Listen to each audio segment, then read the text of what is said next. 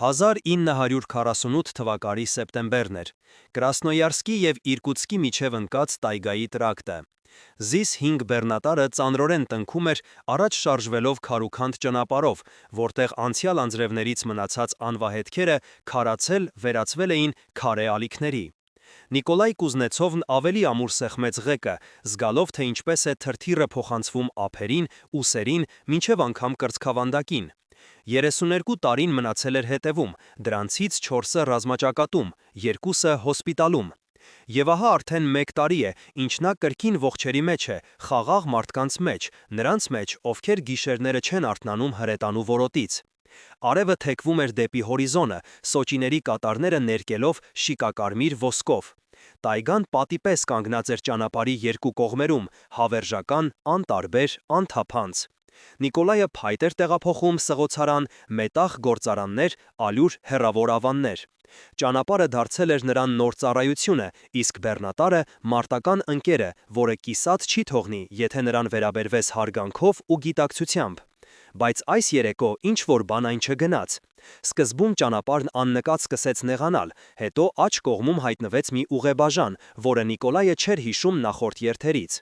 Նա դանդաղեցրեց ընթացքը, կախվեց խցիկից, զննեց անիվների հազիվ նշմարվող հետքերը։ Ինչ-որ մեկն այստեղով վերջերս անցել էր, ուրեմն ճանապարհ կա։ Գուցե շրջանցիկ ճանապարհ է, գուցե հին անտառային ճանապարհ, որի մասին նորեկները չգիտեն։ Նիկոլայը թեքվեց։ Առաջին կիլոմետրերին ամեն ինչ նորմալ էր քվում, բայց աստիճանաբար տայգան խտանում էր։ Ճյուղերը միանում էին գլխավերևում, լույսը նվազում էր ավելի արագ, քան հարկն էր։ Ճանապարհը վերածվեց արահետի, արահետը ծարաբների միջև հազիվ կռահվող ուղությունների։ Երբ բեռնատարը հերթական անգամ խուլ ձայնով հատակով խփվեց կոճղին, Նիկոլայը ատամների արանքից հայհոյեց ու անջատեց շարժիչը։ Լռությունը վայրկյանապես պատեց նրան։ Այն նույն տայգայի լռությունը, որն իրականում լի է ձայներով, տերևների խշշյուն, ճյուղերի ճարճատյուն ինչ-որ անտեսանելի թաթերի տակ, թռչունի հեռավոր ճիչ նման մարդկային հառաչանքի։ Նիկոլայը դուրս եկավ խցիկից, տրորեց թմրած ոտքերը։ Փշատերևի, փտած հողի և էլի ինչ-որ բանի հոտ էր գալիս, խարույկի ծուխ, վառարան։ Նա ականջ դրեց, քամին բերեց ևս մեկ բույր, հացի, թարմ թխված հացի բույր տայգայում։ Մի պահ Նիկոլային համակեց տարօրինակ զգացողություն, ասես նա նորից ռազմաճակատում է, որտեղ իրականությունն ու մղձավանջը միահյուսվում էին այնքան սերտ, որ միշտ չէ, որ կարող ես տարբերել։ Բայց ոչ, պատերազմն ավարտվել է, նա ողջ է, նա այստեղ է, և հացի հոտը նշանակում է մի բան, ինչ-որ տեղ մոտակայքում մարդիկ կան։ Նիկոլայը գնաց հոտի ուղղությամբ։ Արահետը նրան դուրս բերեց բացատ այնքան հանկարծակի, որ նա տեղում քարացավ։ Նրա առջև փռված էր գյուղը, իսկական, ամուր խրճիցներով, բանջարանոցներով, Առվակի մոտ գտնվող բաղնիքով, առանց գմբեթի եկեղեցու զանգակատնով։ Ծուխը վարարանների ծխնելույզներից ուղիղ սյուներով բարձրանում էր անշարժ երեկոյան օդում։ Փողոցում, որը լուսավորված էր արևի վերջին ճառագայթներով, շարժվում էին կերպարանքներ, միայն կանայք։ Նիկոլայը տրորեց աչքերը։ Ոչ, նա չէր սխալվում։ Բանջարանոցներում, ջրհորի մոտ, խրճիթների կողքին ամենուր կանայք էին, երիտասարդ և տարիքով, գլխաշորերով և արձակված մազերով, աշխատանքային գոգնոցներով և մաքուր սարավաններով։ Գյուղն ապրում էր իր չափված կյանքով, բայց այնտեղ ոչ մի տղամարդ չկար։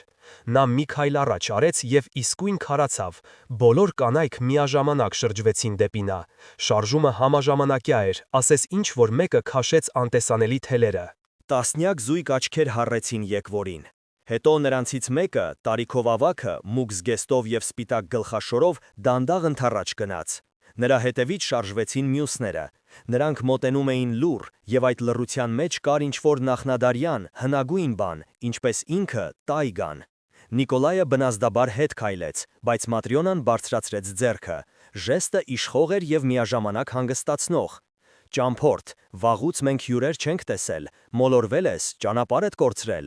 Բեռնատարդ այնտեղ, անտառում է։ Կարծում էիր շրջանցիկ ճանապարհ ես գտել, բայց պարզվեց, որ տայգան քեզ բերեց մեզ մոտ, ավարտեց նա նրա փոխարեն։ Նա ուշադիր զննեց նրան ոտքից գլուխ և հայացքում փայլատակեց ինչ-որ գնահատող գրեթե առևտրային բան։ Маտրյոնա Ստեպանովնա, ես այստեղի ավագն եմ, իսկ դու ով ես։ Նիկոլայ Կուզնեցով, վարորդ, լեյտենանտ եմ եղել ժամանակին, հետևակ։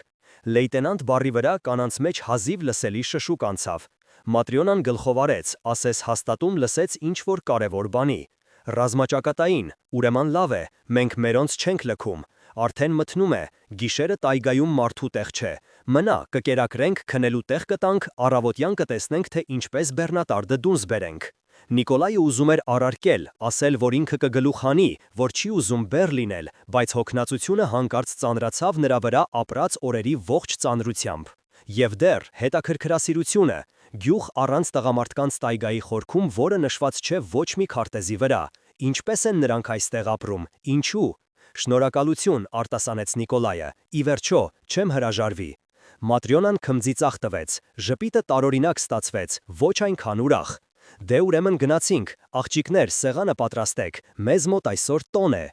Ցառն այցելել։ Կանայք աղ քաշեցին, ծիծաղեցին, խոսեցին միաբերան։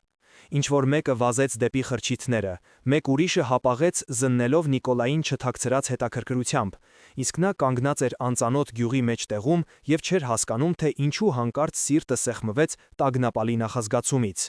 Ցար։ Ինչ ցար։ Բայց հարցնել չհասցրեց։ Matrionան արդեն տանում էր նրան դեպի գյուղի կենտրոնում գտնվող ամենամեծ խրճիթը, իսկ թիկունքում լսվում էր ոտքերի դոփյուն, ծիծաղ և ձայների հուզված ծլվլոց։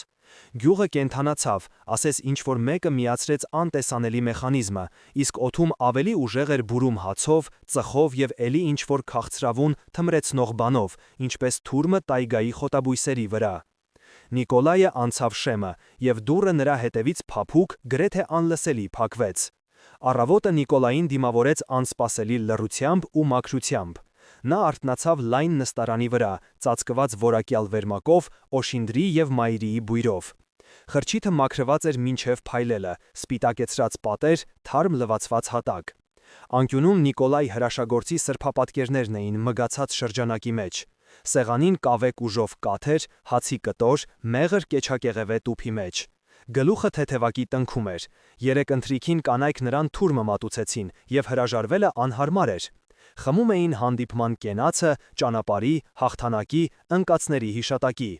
Նիկոլայը հիշում էր ծիծաղը, ջերմ հայացքները, հարցուփորձը պատերազմի, ռազմաճակատի, քաղաքների մասին, որոնք նա տեսել էր։ Իսկ վերջում հիշողությունը սկսեց մշուշվել։ Եվ վերջինը, ինչ նա մտապահեց, Matrionա Ստեպանովնայի դեմքն էր, որը հակվել էր նրա վրա ինչ-որ մայրական հոգատարությամբ։ Նա վեր կացավ, դեմքին ջուր ցողեց լվացարանից, հագնվեց։ Պատուհանից այն կողմ գյուղն արդեն ապրում էր լիարժեք կյանքով։ Կանայք անցուդարձ էին անում խրճիթների միջև, դույլեր տանում դեպի ջրհորը, աշխատում բանջարանոցներում։ Բոլորը շարժվում էին արագ, սովորականի պես, առանց ավելորդ իրարանցման։ Նիկոլայը դուրս եկավ սանդղամուտք։ Ահա և մեր ցարն արթնացավ, լսվեց Matrionայի ձայնը։ Նա բարձրանում էր աստիճաններով, ձեռքերում տանելով կաթսա շոգեխաշած շիլայով։ Հագնված էր պարզ, մուգ կիսաշրջազգեստ, կտավե շապիկ, վրայից գոգնոց, բայց իրեն պահում էր այնպես, ասես իր առջև ոչ թե խրճիթ է, այլ մի ամբողջ թագավորություն։ Դադարեք ինձ ցար անվանել, խնդրեց Նիկոլայը, զգալով անհարմարություն։ Հասարակ վարորդ, ես աշխատավոր մարդ եմ, իսկ մեզ համար դու հենց ցար ես, տղամարդը նա ինչպես արևն է աստղերի մեջ, հասկանում ես։ Մենք այստեղ մենակ ենք արդեն 3 տարի։ Նա նստեց դիմացի նստարանին և աչքերում փայլատակեց հին, խորը հոգնածություն։ Մեր տղամարդիկ գնացին ռազմաճակատ 41-ին, ով կամավոր, ով ծանոթագրով։ Խոստացան վերադառնալ, մենք սպասեցինք, իսկ հետո եկան սև թղթերը, 1-ը, 2-րդը, 5-րդը, 10-րդը։ 45-ի գարնանը հասկացանք, որ չեն վերադառնա, սպանված են բոլորը, մինչև վերջին մարդը։ Նիկոլայը լռում էր, նա գիտեր նման գյուղեր, դրանք շատ էին ամբողջ երկրով մեկ, այրիական, որբացած, դատարկված։ Այն ժամանակ որոշեցինք, որ կմնանք ստեղ ինքներս, գնալու տեղ չկա, հարազատ վայրեր, նախնիների գերեզմաններ։ Եվ հետո ուր գնալ, քաղաք, գործարան, այնտեղ իրենց հոգսերը հերիք են։ Իսկ մենք սովորենք հողին, անտառին, ստեղծեցինք մեր կարգը, ամեն ինչ ընդհանուր է, հողը, բերքը, անասունը։ Աշխատում ենք միասին, որոշում ընդունում ենք միասին, ինչպես արտելը, հասկանում ես, միայն թե կանացի։ Նա նրան շիլա լցրեց, մոտեցրեց հացը։ Կեր, իսկ հետո ցույց կտամ, թե ինչպես ենք ստեղ տեղավորվել, գուցե կզարմանաս։ Եվ Նիկոլայը իսկապես զարմացավ։ Գյուղը, ի զարմանց նրա, ամուր էր և խնամված, Բանջարանոցները լավ բերք էին տալիս՝ կարտոֆիլ, կաղամբ, գազար, շաղգամ։ Փարախներում արածում էին այծեր ու ոչխարներ։ Արվակի մոտ կանգնած էր բաղնիքը, որից նույնիսկ առավոտյան ժամերին թեթև գոլորշի էր բարձրանում։ Կանայք աշխատում էին արագ, առանց հորդորների։ Մի մասը բանջարանոցներում, մյուսները ջրհորի մոտ, երրորդները խրճիթներն էին նորոգում։ Ամեն ինչ կազմակերպված էր հստակ, գրեթե ռազմական կարգով։ Մենք սովորեցինք այն ամենը, ինչ նախկինում տղամարդիկ էին անում, բացատրում էր Маտրյոնան, տանելով նրան գյուղով. փայտ կտրել, տանիքներ նորոգել, վարարան շարել։ Սկզբում դժվար էր, կոտրվում էինք, լալիս, իսկ հետո սովորեցինք։ Ուժերը այն չեն, ինչ տղամարդկանցը, բայց համբերությունը շատ է։ Նրանք անցան դարբնոցի կողքով, որտեղ երկու երիտասարդ կանայք ինչ-որ բան էին կռում սալի վրա։ Կայցերը թռչում էին ոսկե շիթերով, մուրճի հարվածները զնգում էին առավոտյան օդում։ Նիկոլայը ակամա հիացավ։ Շարժումները անվարժ էին, բայց ջանասեր։ Սա Դարյան է Խևրոնիայի հետ, ներկայացրեց Маտրյոնան, սովորում են։ Ձեր դարբինը պատերազմից առաջ ցույց էր տվել, թե ինչպես երկաթը կռել, աղջիկները հիշել են։ Այնուհետ Հյուսնի արհեստանոցը, որտեղից գալիս էր թարմ տաշեղների և խեժի հոտը, հետո ամբարները հացահատիկով, մառանները թթուներով, ապխտարանը։ Գյուղն ապրում էր լիարժեք, ինքնաբավ կյանքով, բայց ամենից շատ Նիկոլային ապշեցրեց մեկ այլ բան՝ կանայք գեղեցիկ էին։ Ոչ այն դատարկ քաղաքային գեղեցկությամբ, որ նայում են պաստառներից և ամսագրերի շապիկներից, այլ այն իսկական երկրային գեղեցկությամբ, որը գալիս է առողջությունից, մաքուր ջրից ու օդից, ազնիվ աշխատանքից, արևայրուկ ընդունած դեմքեր, ամուր ձեռքեր, պայծառ աչքեր։ Նրանք շարժվում էին թեթև, չնայած ծանր աշխատանքին, ծիծաղում էին բացահայտ, և յուրաքանչյուրը, անցնելով Նիկոլայի կողքով, նետում էր նրան մի հայացք, հետաքրքրասեր, շահագրգիռ, մի փոքր շփոթված։ Դժվար է մեզ առանց տղամարդկանց, հառաչեց Маտրյոնան, ասես կարդալով նրա մտքերը։ Ոչ թե աշխատանքի մեջ նույնիսկ, այլ այսպես, մարդկայնորեն։ Ընտանիք ես ուզում, երեխաներ, սերնդի շարունակություն։ Իսկ մենք այստեղ 28 հոգի ենք, ամենաերիտասարդը 16, ամենաավագը ես եմ 53, և բոլորս մենք, ինչպես վանքում։ Նա կանգ առավ ջրհորի մոտ, փայտե շերեփով ջուր վերցրեց, մեկնեց Նիկոլային։ Ահա, և անվանում ենք քեզ ցար, որովհետև տղամարդը մեզ մոտ հիմա ոսկու գին ունի, հազվադեպություն է, գրեթե հրաշք։ Նիկոլայը խմեց, ջուրը սառցե էր, երկաթի և մամուռի համով։ Բայց ես չեմ մնա, ասաց նա զգուշորեն, ես աշխատանք ունեմ, երթուղի, բեռնատարը պետք է դուրս բերել, առաջ գնալ։ Маտրյոնան գլխով արեց, բայց աչքերում փայլատակեց ինչ-որ անորսալի բան։ Իհարկե, մենք հասկանում ենք, դուրս կբերենք բեռնատարդ, տոկնենք, միայն ոչ այսօր, այսօր հանգստացիր, իսկ հետո կտեսնենք։ Նա ուզում էր ինչ-որ բան ավելացնել, բայց այդ պահին ջրհորին մոտեցավ մի աղջիկ, և Նիկոլայը մոռացավ ամեն ինչի մասին։ Նա մոտ 20 տարեկան էր, ոչ ավել։ Ոսկեգույն հյուսքերը մինչև գոտկատեղը, կարմիր ժապավենով հյուսված, աչքերը մեղրի գույնի, լուսավոր կանաչ կայծերով, դեմքը մաքուր, բաց, թեթևակի կարմրած աշխատանքից։ Նա լծակով երկու դույլ էր տանում, և դրանից ուսերը նրբագեղորեն կորացել էին, իսկ քայլվածքը դարձել էր առանձնահատուկ թեթև։ Տեսնելով Նիկոլային, աղջիկը ժպտաց պարզ, առանց կոկետության, բայց այնպես, որ նրա շունչը կտրվեց։ Սա Ալյոնան է, ներկայացրեց Маտրյոնան, մեր որփուկը։ Հայրը զոհվել է Ստալինգրադի մոտ, մայրը մահացել է կարոտից 1 տարի անց։ Մենք նրան ամբողջ գյուղով մեծացրինք։ Ալյոնան իջեցրեց դույլերը, խոնարհվեց։ Բարև ճամփորդ, ասում են հեռավոր ճանապարհից ես դու։ Ձայնը նրա փափուկ էր, երգեցիկ, այն հատուկ բարբարով, որ պահպանվել է միայն խուլ գյուղերում։ Կրասնոյարսկից էի գալիս, պատասխանեց Նիկոլայը, զգալով, թե ինչպես է անհարմարությունը կապում լեզուն։ Իրկուտսկ պետք է հասնեի, բայց ահա մոլորվեցի։ Ուրեմն ճակատագիրն է բերել, ժպտաց Ալյոնան։ Տայգան պատահական չի խառնում ճանապարհները, նա գիտի, թե ում ուր տանել։ Նրանց հայացքները հանդիպեցին, և Նիկոլայը զգաց տարօրինակ ջերմություն, որը տարածվում էր կրծքում, ասես ինչ-որ կարևոր մոռացված բան հանկարծ վերադարձավ իր տեղը։ Маտրյոնան հազաց. Ալյոնա, ցույց տուր հյուրին շրջակայքը, մեր անտառը, Արվակը, թող տեսնի, թե որտեղ է հայտնվել։ Աղջիկը գլխով արեց, ցած գցեց լծակները։ Գնացինք, եթե չես հոգնել իհարկե։ Նիկոլայը հոգնած չէր, նա քայլում էր Ալյոնայի կողքով անտառային արահետով, լսում նրա պատմությունները գյուղի, տայգայի, առանց տղամարդկանց կյանքի մասին։ Նա խոսում էր փեթև, առանց իր հանդեպ խճահարության, բայց բարերի միջից երևում էր լուր թախիցը։ Ես գրեթե չեմ հիշում հորս, խոստովանեց նա, երբ նրանք դուրս եկան Արվակի մոտ։ Ես 13 տարեկան էի, երբ նա գնաց։ Հիշում եմ միայն, թե ինչպես հրաժեշտին ինձ գրքեց եւ ասաց. «Կմեծանաս գեղեցկուհի աղջիկս, փեսացուները կլինեն ինչպես աստղերը երկնքում»։ Նա նստեց ջրի մոտ գտնվող մեծ քարին, հավաքեց փեշը, բայց ստացվեց, որ ոչ մի փեսացու չկա։ Փեսացուները բոլորը ընկան եւ այնտեղ, պատեազմում, կամ մնացին ուրիշ երկրներում, իսկ մենք այստեղ, տայգայում, ապրում ենք, աշխատում, աղոթում եւ սպասում, չգիտեմ ինչի։ Նիկոլայը նստեց կողքին։ Արվակը կարկաչում էր քարերի միջև։ Արևը թափանցում էր տերևների միջով լուսավոր բծերով։ Բուրում էր մամուռով, զովությամբ եւ ինչ-որ ծաղկային բանով։ Գուցե շուտով Ալյոնա։ Պատմիր պատերազմի մասին, խնդրեց նա ցածրաձայն։ Իսկականի, ոչ այն, ինչ թերթերում են գրում, այլ թե ինչպես էր այն իրականում։ Եվ Նիկոլայը պատմում էր խրամատների ցեխի եւ հարձակումից առաջ վախի մասին, ընկերների մասին, որոնք այլևս չկան, այն մասին, թե ինչպես ողջ մնաց ինքը, կամ պատահաբար, կամ որովհետև ճակատագիրն էր պահում, հոսպիտալի մասին, որտեղ սովորում էր նորից քայլել վիրավորվելուց հետո։ Այն մասին, թե ինչպես վերադարձավ եւ չճանաչեց երկիրը, ամեն ինչ ուրիշ էր, օտար, նոր։ Ալյոնան լսում էր չընդհատելով։ Իսկ երբ նա լռեց, դրեց իր ձեռքը նրա ափի մեջ, թեթև, գրեթե անկշիռ։ Լավ է, որ դու ողջ ես մնացել, ասաց նա պարզ, եւ լավ է, որ տայգան քեզ բերեց մեզ մոտ։ Նրանց մատները միահյուսվեցին։ Նիկոլայը նայում էր ոսկեգույն հյուսքերով աղջկան եւ մտածում, որ գուցե իսկապես սա ճակատագիր է։ Գուցե նրան վիճակված էր մոլորվել, որպեսի գտներ այն, ինչ փնտրում էր ինքն էր չիմանալով։ Նրանք գյուղ վերադարձան արդեն երեկոյան։ Կանայք սեղաններն էին գցում, պատրաստվում էր եւս մեկ տոնական ընթրիք։ Маտրյոնան կարգադրություններ էր անում ինչպես զորավարը շքերթից առաջ։ Ալյոնան վազեց օգնելու, իսկ Նիկոլայը մնաց սանդղամուտքի ոտ, հետևելով այս տարօրինակ կանոնակարգված կյանքին։ Եվ միայն գիտակցության ծայրով նկատեց, որ որոշ խրճիթներ, 3-ը կամ 4-ը, գյուղի ծայրամասում կանգնած են ամուր փակված փեղկերով,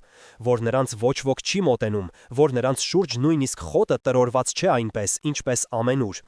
Բայց այդ միտքը առկայծեց ու անհետացավ, որովհետև Ալյոնան կանչում էր նրան սեղանի մոտ, ժպտալով այն ժպիտով, որից մոռանում ես աշխարհում ամեն ինչի մասին։ Օրերը գյուղում հոսում էին չափված, ասես մեղրը հոսում է գդալից ամառային տաք կեսօրին։ Նիկոլայը արդեն հստակ չէր հիշում, թե կոնկրետ երբ դադարեց մտածել բեռնատարի, երթուղու, տայգայի սահմաններից դուրս գտնվող աշխարհի մասին։ Ժամանակն այստեղ չափվում էր ոչ թե ժամերով ու ամսաթվերով, այլ արևածագերով, դաշտային աշխատանքներով, երեկոյան խարույկի շուրջ հավաքույթներով։ Նա նորոգում էր մեխանիզմները, հին կալսիչը, որը կանգնած էր մարագում դեռ նախապատերազմյան ժամանակներից, ջրորի ջրի պոմպը, դարպասների ծխնիները։ Ձեռքերը հիշում էին ռազմական արհեստը, սակրավորի գործը, տեխնիկան, որը ստիպված էր նորոգել կրակի տակ։ Այստեղ ամեն ինչ խաղաղ էր, հանգիստ, գրեթե քնկոտ։ Կանայք շնորհակալություն էին հայտնում նրան այնպիսի անկեղծությամբ, ասես նա ոչ թե պարզապես նորոգել է պոմպը, այլ վերադարձրել է նրանց կորսված աշխարհի մի մասնիկը, որտեղ տղամարդիկ կատարում էին տղամարդու գործը, իսկ կանայք կարող էին լինել պարզապես կանայք։ Ալյոնան կողքին էր միշտ, աննկատ, ոչ համառ, պարզապես կողքին։ Ջուր էր բերում, երբ նա աշխատում էր արևի տակ, կանչում էր ճաշի, երբ նա մոռանում էր իրեն աշխատանքի մեջ։ Նստում էր կողքին երեկոները խարույկի մոտ եւ երգում հին երգեր, այն նույն երգերը, որոնք երգում էին դեռ նրանց նախատատերը, հավաքվելով նստանկյուններին։ Ձայնը նրա մաքուր էր, բարձր, այն առանձնահատուկ թախիցով, որն ապրում էր ռուսական երգերում դարերով։ Նիկոլայը բռնացնում էր իրեն այն մտքի վրա, որ սպասում է այդ պահերին, սպասում է նրա ժպիտին, ձեռքի հպմանը, այն մեղրագույն աչքերի հայացքին, որոնցում թվում էր արտացոլվում էր աշնանային տայգայի ողջ ոսկին։ Պատմիր էլի պատերազմի մասին, խնդրում էր նա, երբ նրանք զբոսնում էին Արվակի երկայնքով։ Այն մասին, թե ինչպես դուք գրավեցիք Բերլինը։ Եվ Նիկոլայը պատմում էր այն մասին, թե ինչպես Վաշտը գնում էր գերմանական մայրաքաղաքի ավերված փողոցներով, այն մասին, թե ինչպես ծեր պրոֆեսորը դուրս եկավ նկուղից եւ լաց եղավ տեսնելով խորհրդային զինվորներին, այն մասին, թե ինչպես նրանք գրում էին Ռայխստագի պատերին իրենց անունները, նրանք, ովքեր հասան, ովքեր ողջ մնացին, ովքեր հաղթեցին։ Իսկ դու գրեցի, հարցրեց Ալյոնան ցածրաձայն։ Գրեցի լեյտենանտ Կուզնեցով, Սմոլենսկի մարզ ացուխով երկրորդ սյան վրա մուտքից ձախ։ Նա վերցրեց նրա ձեռքը, մատներով անցկացրեց դաստակի հին սպիի վրայով։ Սա այնտեղ է ստացել։ Ոչ, սա դեռ Կուրսկի մոտ բեկորն է։ Բախտս բերեց, որ չվնասեց ջիլը։ Նրանք լռում էին։ Արվակը կարկաչում էր քարերի միջև, ճանապարհ բացելով մամուռի և արմատների միջով։ Ինչ որտեղ հեռվում ճչում էր թռչունը, այն նույն ճիչը, որը նման է մարդկային կանչի։ Իսկ դու ունեիր մեկին ռազմաճակատից հետո։ Նիկոլայը մտածմունքի մեջ ընկավ։ Կային աղջիկներ հոսպիտալում, բուժքույր Կատյան, որը վիրակապում էր նրա վերքերը և կարդում մոր նամակները։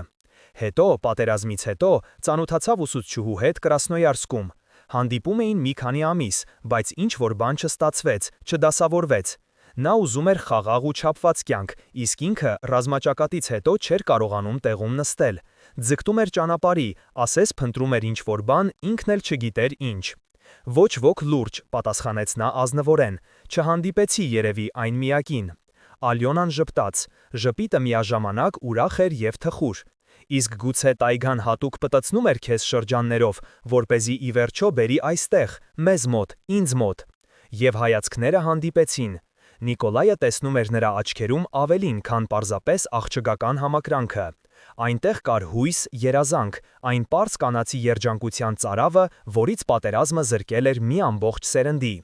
Նա զգուշորեն իրեն քաշեց նրան, ասես վախենում էր վանել։ Ալյորան սեղմվեց նրա կրծքին, և նա զգաց, թե ինչպես է բաբախում նրա սիրտը, հաճախ, տագնապալի թռչունի պես։ Մնա, շշնջաց նա, գոնե ևս մի քանի օր, գոնե մեկ շաբաթ։ Եվ Նիկոլայը համաձայնում էր. ևս մեկ օր, ևս մեկ շաբաթ։ Բեռնատարը կսպասի, երթուղինը կսպասի, ամբողջ այն կյանքը, որ մնացել է տայգայի պատից այն կողմ, գուցե մի փոքր սպասել։ Բայց գյուղի տարօրինակությունները չէին անհետանում, այլ բազմանում էին։ Գիշերները Նիկոլայը լսում էր ձայներ, խլացված, ասես գետնի տակից, խոսակցություններ, մետաղի զրնգոց, ինչ-որ ծանր բան քարշ տալիս քարե հատակով։ Մի անգամ նա արթնացավ դղրդյունից և դուրս նայեց պատուհանից։ Փողոցում, լուսնի լույսի տակ, երկու կին փակ խրճիթներից մեկի մոտ մեծ պարկ էին տանում։ Շարժվում էին արագ, շուրջ բոլորը նայելով։ Առավոտյան նախաճաշին նա հարցրեց Маտրյոնային. Իսկ ինչ կա այն խրճիթներում, գյուղի ծայրամասում։ Այն, որ միշտ փակ են։ Маտրյոնան միանգամից չբարձրացրեց աչքերը Շիլայով լիամանից։ Պահեստներ են այնտեղ, հացահատիկ, թթուներ, մենք պահում ենք ձմեռվա պաշարները, փակ եք, որ մկները չմտնեն։ Պատասխանը հնչեց չափազանց արագ, չափազանց հարթ։ Նիկոլայը պատերազմում բավականաչափ մարդ էր տեսել սուտը ճանաչելու համար, բայց լռեց։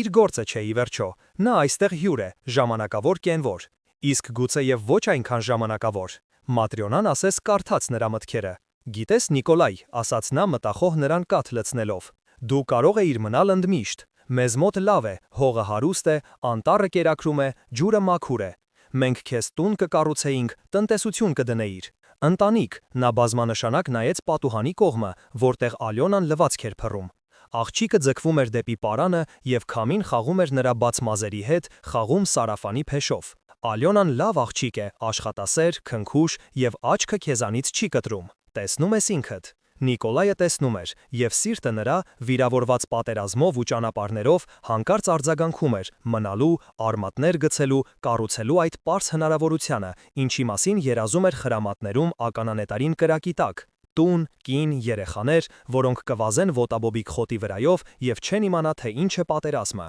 Կմտածեմ, պատասխանեց նա, և ինքն են զարմացավ, թե որքան անկեղծ դա հնչեց։ Հաջորդ օրերը Ալյոնան կողքին էր էլ ավելի հաճախ։ Նա ցույց էր տալիս նրան տայգայի լավագույն վայրերը, բացատներ, որտեղ սունկ էր աճում, հատապտղանոցներ, որտեղ կարելի է մեկ ժամում մի ամբողջ զամբյուղ հապալաս հավաքել։ Նրանք խոսում էին ամեն ինչի մասին, մանկության, երազանքների, այն մասին, թե ինչպիսին կարող էր լինել կյանքը, եթե չլիներ պատերազմը։ Ես ուզում էի սովորել, խոստովանեց Ալյոնան ինչ-որ երեկո։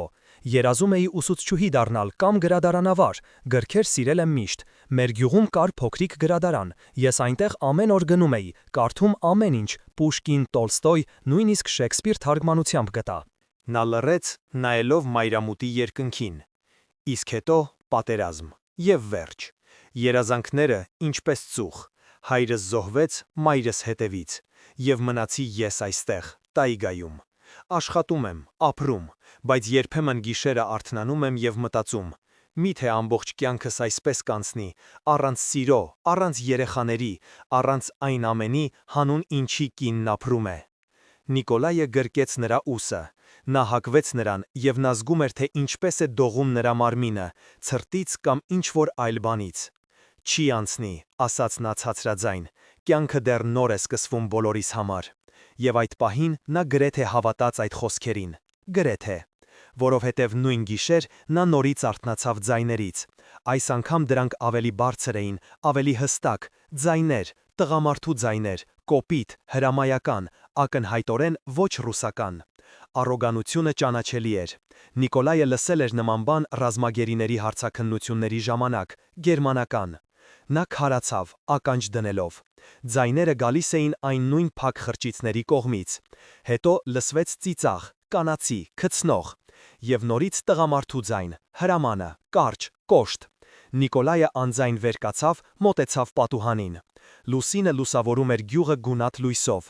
Ծայրամասի խրճիթի մոտ կանգնած էին երկու կին եւ մի տղամարդ, բարձրահասակ, լայնաթիկուն, տարօրինակ հագուստով, ոչ գյուղացիական, ինչ որ զինվորական, բայց առանց տարբերանշանների։ Նիկոլայի սիրտը սկսեց ավելի արագ բաբախել։ Նա ուշադիր նայեց։ Այո, հաստատ, համազգեստ, հին, գունաթափված, բայց ճանաչելի։ Վերմախտ։ Տղամարդը ինչ որ բան էր ասում կանանց, նրանք հապշտապ գլխով էին անում։ Հետո նա շրջվեց եւ անհետացավ խրճիթում։ Դուռը շխրքաց։ Կանայք կանգնեցին եւս մի փոքր, իրար նայեցին եւ ցրվեցին իրենց տներով։ Նիկոլայը հետ քաշվեց պատուհանից, զգալով, թե ինչպես է սառչում մեջքը։ Գերմանացիներն այստեղ են, տայգայում, այս տարօրինակ կանացի գյուղում, պատերազմի ավարտից 3 տարի անց։ Նա պառկեց նստարանին, բայց քնել այլևս չէր կարող։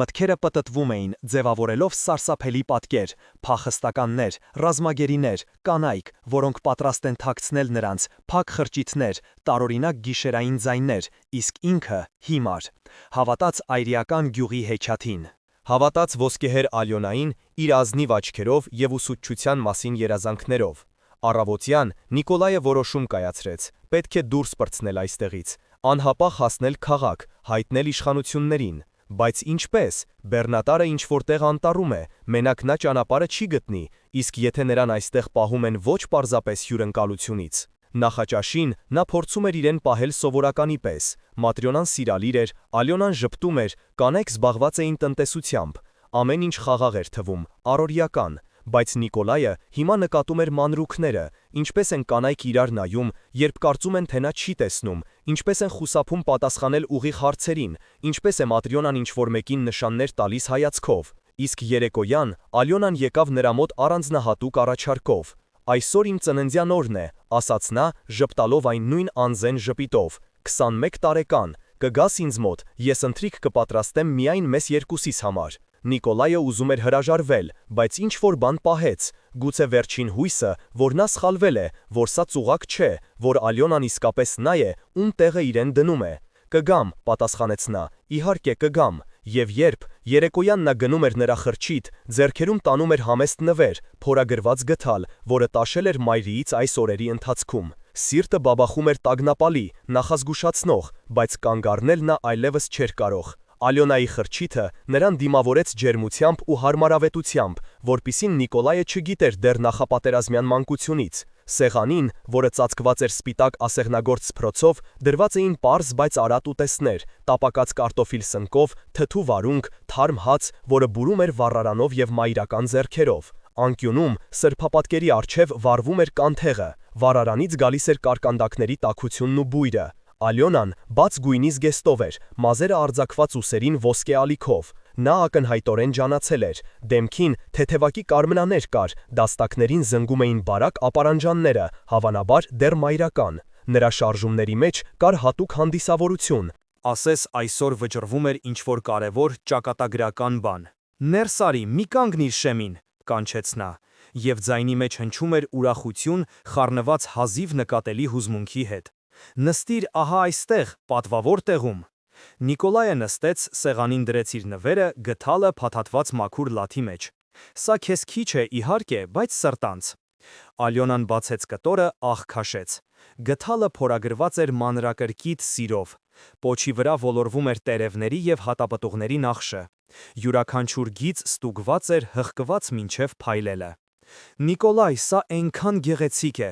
Նա բարձրացրեց աչքերը նրա վրա, և դրանցում փայլում էին արցունքները։ Ոչ ոք երբեք, շնորհակալություն։ Նա վեր կացավ, շրջանցեց սեղանը, գրքեց նրա վիզը, պորտկուն, մանկական։ Նիկոլայը զգաց նրա մազերի բույրը, մեղր, խոտաբույսեր, ինչ-որ ծաղկային բան։ Սիրտը թրթռաց, սկսեց ավելի արագ բաբախել։ Բայց հերիք է, շփոթված մրթմրթաց նա։ Նստիր, արի ընթրենք, դու չէ որ պատրաստել ես ամբողջ օրը։ Ալյոնան նստեց դիմացը, կավե բաժակների մեջ լցրեց թուրմը, մուգ, թանձր, որը բուրում էր մայրիով և տայգայի հատապտուղներով։ Սա հատուկ թուրմ է, բացատրեց նա։ Маտրյոնան պատրաստում է հին բաղադրատոմսով, ասում է բոլոր հիվանդություններից օգնում է, և ուժ է տալիս և հոգին ջերմացնում։ Նրանք խմեցին։ Թուրմը այրեց կոկորդը քաղցր կրակով, տարածվեց ջերմությամբ մարմնով։ Նիկոլայը զգաց, որ այն թունդ է, բայց հաճելի։ Էլի, Ալյոնան արդեն ձգվում էր դեպի կուժը։ Արի էլի, համաձայնեց նա, ծննդյան օրը ի վերջո։ Նրանք ուտում էին, խմում, զրուցում։ Ալյոնան պատմում էր մանկության մասին, թե ինչպես էր հայրը սովորեցնում նրան կարդալ հին այբերարանով, ինչպես էր մայրը օրորոցայիններ երգում, ինչպես էին նրանք երեքով անտառ գնում սնկի։ Նիկոլայը լսում էր և աչքի առաջ հառնում էր այն խաղաղ կյանքը, որը պատերազմը կիսեց մեջտեղից միլիոնավոր նման ընտանիքների համար։ Գիտես թե ինչի մասին եմ երազում, հարցրեց Ալյոնան գլուխը թեքելով մի կողմ։ Այտերը փայլում էին թուրմից, աչքերը փայլում էին։ Պարզ բանի մասին, որպեսզի լինի տուն, ամուսին, երեխաներ, որպեսզի երեկոները նստենք այսպես սեղանի շուրջ և իմանանք, սա իմն է։ Սա ընդմիշտ է, սա չեն խլի։ Նա մեկնեց ձեռքը սեղանի վրայով, ծածկեց նրա ափը իրենով։ Դու կարող էիր, մենք կարող էինք։ Նա լռեց, բայց հայացքը ասում էր ամեն ինչ։ Նիկոլայը սեղմեց նրա մատները, գլխում սկսում էր հաճելիորեն աղմկել։ Թուրմը իսկապես թունդ էր։ Մտքերը խառնվում էին, կասկածները նահանջում էին երկրորդ պլան։ Գուցե նա իսկապես խալվել է երեք գիշեր, գուցե թվացել է կիսաքնի մեջ։ Ինչու պետք է այս աղջիկը, իր բաց աչքերով և մաքուր ժպիտով, խաբի նրան։ Ալյոնա, ես, բայց նա հանկարծ վեր կացավ, շրջանցեց սեղանը, նստեց կողքին նստարանի վրա։ Ոչինչ մի ասա, շշնջաց նա։ Պարզապես եղիր այստեղ հիմա ինձ հետ։ Նա մոտեցրեց բաժակը նրա շուրթերին։ Նիկոլայը խմեց ևս մեկը և ևս մեկը։ Թուրմը հոսում էր քաղցր թույնով, մթակնում բանականությունը, լուծում վերջին տատնեշները։ Սենյակը սկսեց լողալ աչքերի առաջ։ Կանթեղը անկյունում բազմացավ մի քանի կրակների, որոնք պարում էին մթության մեջ։ Ալյոնայի դեմքը մեկ մոտենում էր, մեկ հեռանում։ Նիկոլայը փորձեց վեր կենալ, բայց ոտքերը չէին ենթարկվում։ Ինչ է սա, մրթմրթաց նա, բռնելով սեղանի եզրից։ Ալյոնա հեռացավ։ Ժպիտը սահեց նրա դեմքից, ինչպես դիմակ։ Աչքերը դարձան սառը, օտար։ Ներիր, ասաց նա, հարթ, առանց հույզերի, բայց այդպես պետք է։ Նիկոլայը ընկավ նստարանին։ Վերջինը, ինչ նա տեսավ մինչև խավարը կծածկեր նրան գլխովին, Ալյոնայի դեմքն էր, գեղեցիկ, անտարբեր, ասես մարմարից կերտված։ Եվ հասկացավ, չափազանց ուշ հասկացավ, որ ընկել է, ինչպես տղա, ինչպես հիմար, որը հավատաց հեքիաթին։ Խավարը կլանեց նրան ամբողջությամբ։ Նիկոլայը ուշքի եկավ դաստակների ցավից, բութ, նվացող ցավից, որը տալիս են ամուր ձգված կապանքները։ Նա փորձեց շարժվել և լսեց շղթաների զրնգոցը։ Բացեց աչքերը։ Նկուղ, հողեհատակ, խոնավ քարե պատեր, ցածր առաստաղ ժամանակից սևացած գերաններով։ Անկյունում կերոսինի լամպ, որը տալիս էր աղոտ դեղնավուն լույս։ Բորբոսի, նեխածոթի և էլի ինչ-որ բանի հոտ էր գալիս։ Քրտինք, վախ, անհուսություն։ Նիկոլայը նստած էր հատակին, մեջքով դեպի պատը։ Ձեռքերը շղթայված էին կապանքներով, որոնք ամրացված էին շարվածքի մեջ գտնվող զանգվածային օղակին։ Ոտքերը ազատ էին, բայց ինչ հոգուտ։ Շղթայով հեռու չես փախչի։ Նա շուրջը նայեց։ Նկուղում ևս 6 տղամարդ կար, բոլորը նույն վիճակում, շղթայված, կեղտոտ, հյուծված։ Ինչ-որ մեկը նստած էր դեմքը ծնկներին հենած, մեկ ուրիշը պառկած էր, դատարկ աչքերով նայելով առաստաղին, իսկ մեկը, նիհար, մորուքավոր, մոտ 40 տարեկան, նայում էր Նիկոլային և քմծիծաղ տալիս։ Դե ինչ հերոս, ուշքի եկար։ Ձայնի մեջ հնչում էր չար ծաղրանք, բայց առանց չարության, ավելի շուտ հուսահատություն, որը սովորել էր ծիծաղել ինքն իր վրա։ Դե ինչ հերոս, ուշքի եկար։ Դու էլ ընկար սիրուն աչքերի զոհ։ Նիկոլայը լռում էր, փորձելով հավաքել մտքերը, գլուխը ճաքում էր, բերանում դառնության և պղնձի համեր։ Հիշողությունը աստիճանաբար վերադառնում էր։ Ալյոնա, ընթրիք, թուրմ, դավաճանություն։ Ինչքան ժամանակ եմ ես այստեղ, դժվարությամբ արտաբերեց նա վերջապես։ Մոտավորապես 1 օր, 3 երեկոյան քարշ տվեցին, գցեցին պարկի պես։ Ես կարծում էի ընդհանրապես ուշքի չես գա, քեզ պատկառելի չափաբաժին են լցրել։ Նա ծնկները քաշեց կրծքին, կզակով հենվեց դրանց։ Անունս Վասիլի է, վարորդ էի, ինչպես և դու, եթե դատենք հագուստից։ Ապրանքով գնում էի Իրկուտսկ, մոլորվեցի։ Դե, իսկ դու գիտես շարունակությունը, դյուխ, հյուսքերով գեղեցկուհի կանայք, միայն թեիմին Դարյա էին կոչում, բայց իմաստը նույնն է, հյուրասիրեցին, կապկպեցին, արդեն 8 ամիս այստեղ եմ։ 8 ամիս, Նիկոլայը պատկերացրեց իրեն 8 ամիս այս խոնավ փոսում և սառեց։ Իսկ մյուսները, գլխով ցույց տվեց նա մյուս գերիներին։ Տարբեր, Վասիլին ուսերը թոթվեց։ Այն մեկը, Գրիգորին, փայտահատ էր, 1.5 տարի այստեղ է։ Անկյունինը փախած բանտարկյալ է, կարծում էր տայգայում թաքնվել, բայց ընկավ այստեղ, 1 տարուց ավելի։ Մնացածները, ով երկրաբան, ով որսորդ, բոլորին մեկ ճանապարհ է բերել, մոլորվել են հանդիպել գյուղին, հավատացել։ Նա լռեց, հետո ավելացրեց ավելի ցածր. Ոչ բոլորը, ովքեր այստեղ են ընկել, դեռ ողջ են։ Երկուսին թաղեցինք անտառում, մեկը հիվանդությունից մեռավ, երկրորդը ինքը պարանը գտավ, չդիմացավ։ Լռությունը կախվեց ծանր ճնշող, ինչ որտեղ վերևում ճռաց հատակը, լսվեցին քայլեր։ Բայց քայլերը անցան գնացին։ Ինչ են նրանք անում մեզ հետ, ինչի համար են պահում։ Վասիլին քմծիծաղ տվեց։ Քմծիծաղը ծուռ ու հիվանդագին ստացվեց։ Աշխատում ենք նրանց համար, փայտ ենք կտրում, գերաններ ենք քարշ տալիս, հանքաքար ենք հանում հին հանքահորում, այստեղից 3 կիլոմետր հեռու։ Կերակրում են սուխ, ծեծում են, եթե չես ձգում, պահում են, քանի դեռ օգտակար ես, իսկ հետո նա մատով անցկացրեց վզով։ Անտառում տեղ շատ կա։ Նիկոլայը փակեց աչքերը։ Ուրեմն պարզապես այրիների գյուղ չէ, ճամբար է, ղաղութ։ Եվ նա հերթական հիմարը, որ ընկավ այս ծուղակը։ Բայց գլխավորը դա չէ, շարունակեց Վասիլին, իջեցնելով ձայնը գրեթե մինչև շշուկ։ Գլխավորն այն է, թե ով է այստեղ իսկական տերը։ Նա հետ նայեց դռանը, ստուգելու արդյոք ոչ ոք չի լսում։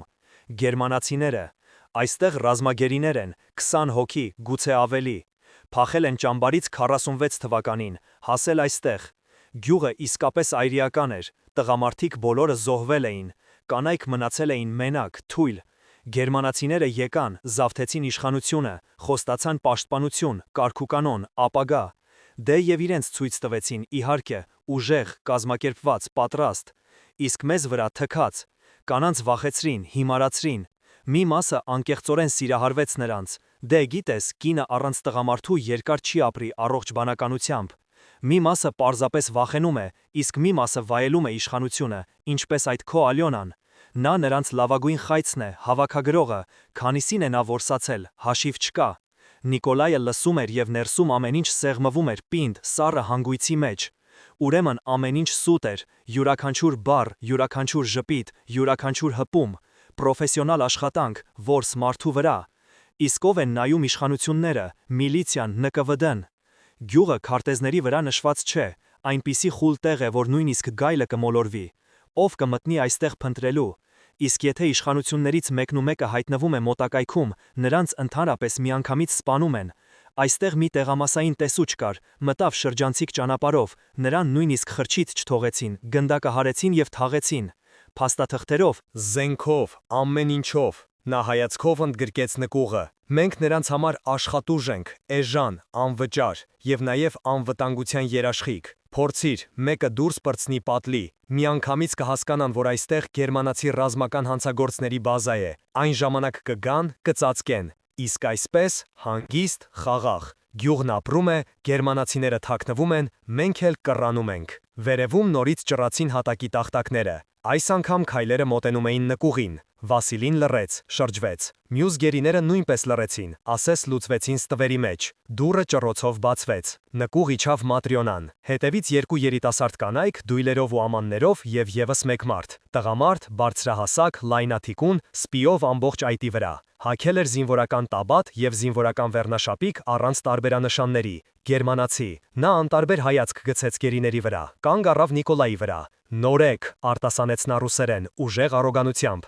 սպայ ես եղել։ Այո, տեսնում եմ, լեյտենանտ, գուցե նույնիսկ ռազմաճակատում հանդիպել ենք։ Նա քմծիծաղ տվեց, քմծիծաղը սառն էր, ինչպես պողպատե սայրը։ Ոչինչ, այստեղ դու այլևս սպա չես, այստեղ դու ստրուկ ես, հասկացար։ Վաղը աշխատանքի, չես ձգի առանց ուտելիքի կմնաս, կըմբոստանաս գնդակ ծոծրակին, պարզ եւ հստակ։ Նիկոլայը լռում էր, նայելով նրա աչքերին։ Ատելությունը բարձրանում էր հոգու խորքից, այն նույն ճակատային, այրող ատելությունը թշնամու հանդեպ, բայց հիմա նա անզոր էր, շղթայված, 1-20-ի դեմ, առայժմ։ Գերմանացին շրջվեց, գնաց վերև։ Կանայք գերիներին բաժանեցին ամաններով բալանդա, ջրիկ, սառը, ավելի շատ նման լվացուկի։ Маտրյոնան հապաղեց, նայելով Նիկոլային։ Մի բարկացիր, ասաց նա ցածրաձայն, այսպիսին է կյանքը, մենք չենք ընտրել։ Դուռը շխրքաց, կողպեքի շղթան զրնգաց, լռությունը վերադարձավ, մածուցիկ, անհուսալի, բայց այդ լռության մեջ, նկուղի այդ խոնավ մթության մեջ, Նիկոլայի հոգում սկսեց բռնկվել այն նույն կատաղության կայծը, որը նրան տարել էր ռազմաճակատներով, այն կամքի, որը օգնել էր ողջ մնալ խրամատներում։ Նա չէր պատրաստվում հանձնվել, չէր պատրաստվում նեղել այստեղ, շղթաների մեջ։ Մինչդեռ գերմանացիները վայելում են ուրիշի հաղթանակի պտուղները, նա դուրս կպրծնի եւ հաշիվ կմաքրի յուրաքանչյուրի հետ։ Գերության առաջին աշխատանքային օրը սկսվեց կողքին հասցված կոպիտ հարվածով։ Նիկոլայը բացեց աչքերը եւ տեսավ իր վրա կախված սպիով գերմանացու դեմքը։ Արշալույսը հազիվ էր թափանցում առաստաղի ճեղքերից, ներկելով մոխրագույն մեռելային լույսով։ Վեր կացեք ռուս խոզեր, նետեց գերմանացին ջարդված ռուսերենով, աշխատել արագ։ Շղթաները զրնգոցով արձակվեցին։ Նիկոլայը վեր կացավ զգալով, թե ինչպես են գիշերվա ընթացքում թմրած մկանները արձագանքում ցավով։ Շուրջ բոլորը նույնպես դժկամորեն վեր էին կենում մյուս գերիները, 7 ստվեր խոնավ նկուղում, 7 կոտրված ճակատագիր։ Նրանց դուրս բերեցին բակ։ Սառնամանիքային առավոտը այրեց թոքերը։ Նիկոլայը ագահորեն ներշնչեց օդը։ Նկուղի գարշահոտությունից հետո նույնիսկ ցուրտը օրհնություն էր թվում։ Գյուղը արթնանում էր, ծխնելույզներից ծուխ էր բարձրանում։ Կանայք անցուդարձ էին անում խրճիթների միջև, նախաճաշ պատրաստելով։ Ոմանք նետում էին գերիների շարասյան վրա արագ մեղավոր հայացքներ։ Մյուսները նայում էին անտարբեր, ասես տեսնում էին ոչ թե մարդկանց, այլ աշխատող անասունի։ Ալյոնային Նիկոլայը տեսավ ջրհորի մոտ։ Նա բարձրացնում էր դույլը եւ առավոտյան արևը խաղում էր նրա ոսկեգույն մազերի մեջ։ Նրանց հայացքները հանդիպեցին մի պահ։ Նրա աչքերում փայլատակեց ինչ-որ բան, ափսոսանք, մեղք, բայց իսկույն մարեց։ Նա շրջվեց եւ գնաց դեպի իր խրճիթը։ Մի նայիր նրան, ցածրաձայն խորհուրդ տվեց Վասիլին, որը քայլում էր կողքով։ Ավելի հեշտ կլինի, նրանք բոլորը այստեղ նույնն են, խայծ եւ թույն մեկ սրվակի մեջ։ Նրանց տանում էին արահետով դեպի անտառ։ Պահակները 3 էին, բոլորը գերմանացի, բոլորը զինված, շարժվում էին վստահ սովորականի պես։ Երևում էր, որ այս երթուղին նրանք անցել են ոչ մեկ անգամ։ 3 կիլոմետր անց դուրս եկան հին հանքահորի մոտ։ Նիկոլայը հիշում էր նման դեռ նախապատերազմյան ժամանակների տնայնագործական մշակումները։ Մուտքը հորանջում էր որպես սև անցք բլրի լանջին, շրջանակված ժամանակից սևացած ամրակապման գերաններով։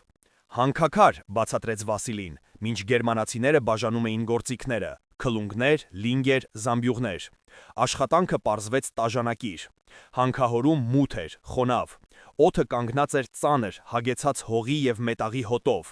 Կոտրում էին ապարը, քարշ տալիս զամբյուղները վերև, բեռնում սայլի վրա։ Ժամանակ ցույց չկար։ Ժամանակը չափվում էր մկանների ցավով եւ ականջներում զնգոցով, քարին քլունգի հարվածներից։ Գերմանացիները բղավում էին, շտապեցնում։ Նրանցից մեկը, երիտասարդ, մոտ 20 տարեկան, կոպի նյարդային թարթումով առանձնապես դաժան էր։ Խփում էր խզակոթով նրանց, ովքեր դանդաղում էին։ Գրիգորին, 1.5 տարվա ստաժով գերին, հարված ստացավ նրա համար, որ կանգ առավ շունչ քաշելու։ Ընկավ արյուն հազած։ Գերմանացին ծիծաղեց։ Նիկոլայը սեղմեց ձեռքում քլունգի կոթը, եւս մի փոքր, եւ նա կջախջախի այդ սրիկայի գանգը։ Բայց Վասիլին դրեց ձեռքը նրա ուսին, գլուխը շարժեց։ Ոչ ժամանակն է, ոչ տեղը։ Ճաշին նրանց վերադարձրին գյուղ, տվեցին բալանդա, ջրիկ ապուր ինչ-որ մսի լողացող կտորներով։ Ուտում էին լուր, արագ, հետո նորից հանքահոր։ եւ այդպես մինչև մթնելը։ Երեկոյան, երբ նրանց քշեցին հետ, նկուղ եւ փակեցին, Նիկոլայը ընկավ հողե հատակին, զգալով, որ մարմինը մի ամբողջական ցավ է։ Ձեռքերը արյունոտ կոշտուկների մեջ, մեջքը կոտրատվում է, թոքերում քարի փոշի։ Բայց միտքը աշխատում էր, նշում մանրուքները, մտապահում։ Պահակները 3-ն են, փոխվում են օրը մեկ անգամ։ Զենքը Մաուզեր հրացաններ, մեկի մոտ ավտոմատ։ Զինամթերքը, դատելով ամենից, շատ չէ, ծախսում են խնայողաբար։ Հանքահոր տանող երթուղին անցնում է խիտ անտառով։ Այնտեղ կարելի է թաքնվել, բայց այստեղից ճանապարհը գերիներից ոչ ոք չգիտի։ Իսկ տայգան առանց կողմնորոշիչների ստույգ մահ է։ Մտածում ես փախուստի մասին նա, հարցրեց Վասիլին, ասես կարդալով նրա մտքերը։ Նիկոլայը լռեց։ Նկուղի մթության մեջ հնարավոր չէր իմանալ, թե ել ով է լսում։ Վստահել կարելի է ոչ բոլորին։ Վախը եւ երկար գերությունը կոտրում են մարդկանց, վերածում հնազանդ ստրուկների։ Բայց հաջորդ օրը, երբ նրանք աշխատում էին հանքահորի հեռավոր անկյունում, որտեղ գերմանացիները նրանց գրեթե չէին տեսնում, Վասիլին ավելի մոտեցավ։ Լսիր, լեյտենանտ, գուցե մի բան մտածես, թե չէ ես արդեն 8 ամիս սպասում եմ հարմար առիթի, իսկ այն այդպես էլ չի գալիս։ Նիկոլայը հետ նայեց։ Պահակները ծխում էին մուտքի մոտ գերմաներեն խոսելով։ Քանիսն են նրանք ընդհանուր։ Գերմանացիները 20 հոգի, գուցե մի փոքր ավելի, հաստատ չգիտեմ, ոչ բոլորին եմ տեսել։ Ապրում են նրանք այն նույն փակ խրճիթներում։ Այնտեղ նրանք ունեն մի ամբողջ ստորգետնյա համալիր, նկուղները միացված են անսումներով։ Զենքը քիչ չէ, բայց փամփուշտները խնայում են, ռադիո կա, կապվում են ինչ-որ մեկի հետ, իսկ կանայք բոլորը նրանց կողմից են։ Վասիլին մտածեց սրբելով քրտինքը ճակատից։ Տարբեր կերպ, Մատրիոնան գլխավորն է, նա դեռ պատերազմից առաջ ավակներ, հեղինակություն ուներ։ Երբ գերմանացիները եկան, նա նրանց դիմավորեց, կամ վախեցավ, կամ օգուտ տեսավ, հիմա հրամայում է նրանց հետ միասին։ Ալիոնան քո, Դարյան, էլի մի քանիսը։ Նրանք արդեն իրենց ծախել են, աշխատում են որպես հավաքագրողներ, խայծ են ձևանում։ Նա թքեց, իսկ կան եւ ուրիշները, երիտասարդները, որոնց վախեցրել են, կամ նրանք, ովքեր հասկացել են, թե ինչի մեջ են ընկել, բայց վախենում են։ Ահա Դարյան օրինակ, ոչ այն, որ հավաքագրող է, այլ մյուսը, խոհարարուհի է աշխատում։ Նա մեզ երբեմն ավելորդ հաց է փոխանցում, մաքուր ջուր, ռիսկ է դիմում։ Եթե իմանան կսպանեն։ Նիկոլայը գլխով արեց։ Ուրեմն ամեն ինչ կորած չէ, կան մարդիկ, որոնց վրա կարելի է հենվել։ Ծրագիր է պետք, ասաց նա ցածրաձայն, ժամանակ եւ պահ, երբ նրանց զգոնությունը կթուլանա։ Դու հասկանում ես, Վասիլին նայեց նրա աչքերին, որ եթե չստացվի, մեզ բոլորիս կգնդակահարեն տեղում առանց խոսակցությունների։ Հասկանում եմ, եւ միևնույն է, ուզում ես փորձել։ Իսկ դու ընտրություն ունես։ Նիկոլայը խրեց քլունգը ապարի մեջ։ Նեխել այստեղ 1-2 տարի, մինչև չսատկես հանքախորշում կամ չգժվես։ Ես 4 տարի ռազմաճակատում եմ ապրել, մահ տեսել եմ ամեն օր, եւ գիտես ինչ, նրանք, ովքեր վախենում էին մեռնել, մեռնում էին առաջինը, իսկ նրանք, ովքեր կռվում էին մինչև վերջ, նրանք ողջ էին մնում։ Վասիլին դանդաղ գլխով արեց։ Ուրեմն ինձ համարիր գործի մեջ, եւ եւս 3-ի կարող եմ ներգրավել, ստուգված են։ Գրիգորին թեև հիվանդ է, բայց բնավորությունը երկաթյա է։ Ստեպանը նախկին բանտարկյալ է, նա իր ճամբարներում մեկ անգամ չէ, որ ապստամբություն է բարձրացրել, եւ Իվանը, որսորդը, տայգան գիտի ինչպես իր բակը։ 4 վստահելի մարտիկ, 20 զինված գերմանացու դեմ, շանսերը ուրվականային էին, բայց կար նաև Դարյան։ Նիկոլայը նկատեց նրան երրորդ օրը, երիտասարդ կին, մոտ 20 տարեկան, հոգնած դեմքով եւ տխուր աչքերով, նա բերում էր գերիներին ուտելիք եւ ամեն անգամ նետում արագ, մեղավոր հայացքներ։ Եվ եւս մեկ անգամ, երբ գերմանացիները շրջվեցին, խոթեց Նիկոլայի ամանի մեջ հացի լրացուցիչ կտոր։ Նույն օրվա երեկորյան, երբ բոլորին քշեցին նկուղ եւ փակեցին, Նիկոլայը լսեց ցածր խշշյուն դռան մոտ։ Ինչ որ մեկը զգուշորեն հետ էր տանում սողնակը։ Դուռը կիսաբացվեց եւ ճեղքից ներս մտավ ձեռքը կապոցով։ Վերցրեք, շշնջաց կանացի ձայնը, սա դեղ է նրա համար, ով արյուր է հազում։ Նիկոլայը սողաց դեպի դուռը, վերցրեց կապոցը։ Շնորհակալություն, դու Դարյան ես։ Դադար։ Հետո, այո։ Լսեք, ես չեմ կարող երկար, բայց ուզում եմ օգնել, այնինչ այստեղ կատարվում է սխալ է, մեղք է, ես աղոթում եմ ամեն օր, որպեսի Տերը ների մեզ։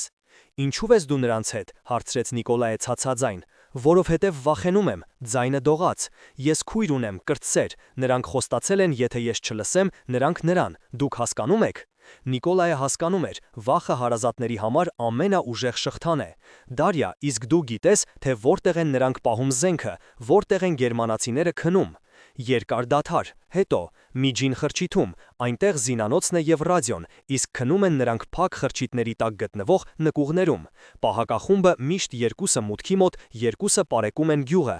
Իսկ որտեղ է քո քույրը։ Մյուս կանանց հետ, ընդհանուր խրճիթում, այնտեղ նրանց պահում են հսկողության տակ, նրանց, ովքեր իրենց հետ չեն։ Նիկոլայը արագ կշռադատում էր, ուրեմն գյուղը բաժանված է, կան գերմանացիներին նվիրվածներ, կան վախեցածներ, կան պատանդներ։ Դարյա, դու կօգնես մեզ դուրս պրծնել։ Լռությունը երկար էր, տանջալից։ Հետո. Ես չգիտեմ, վախենում եմ, բայց եթե շանս լինի փրկել քրոջս, այո կօգնեմ։ Ուրեմն սպասիր ազդանշանի, շուտով։ Դուռը անձայն փակվեց։ Նիկոլայը վերադարձավ իր տեղը, սեղմելով ձեռքում դեղով կապոցը։ Վասիլին բարձրացավ արմունկների վրա։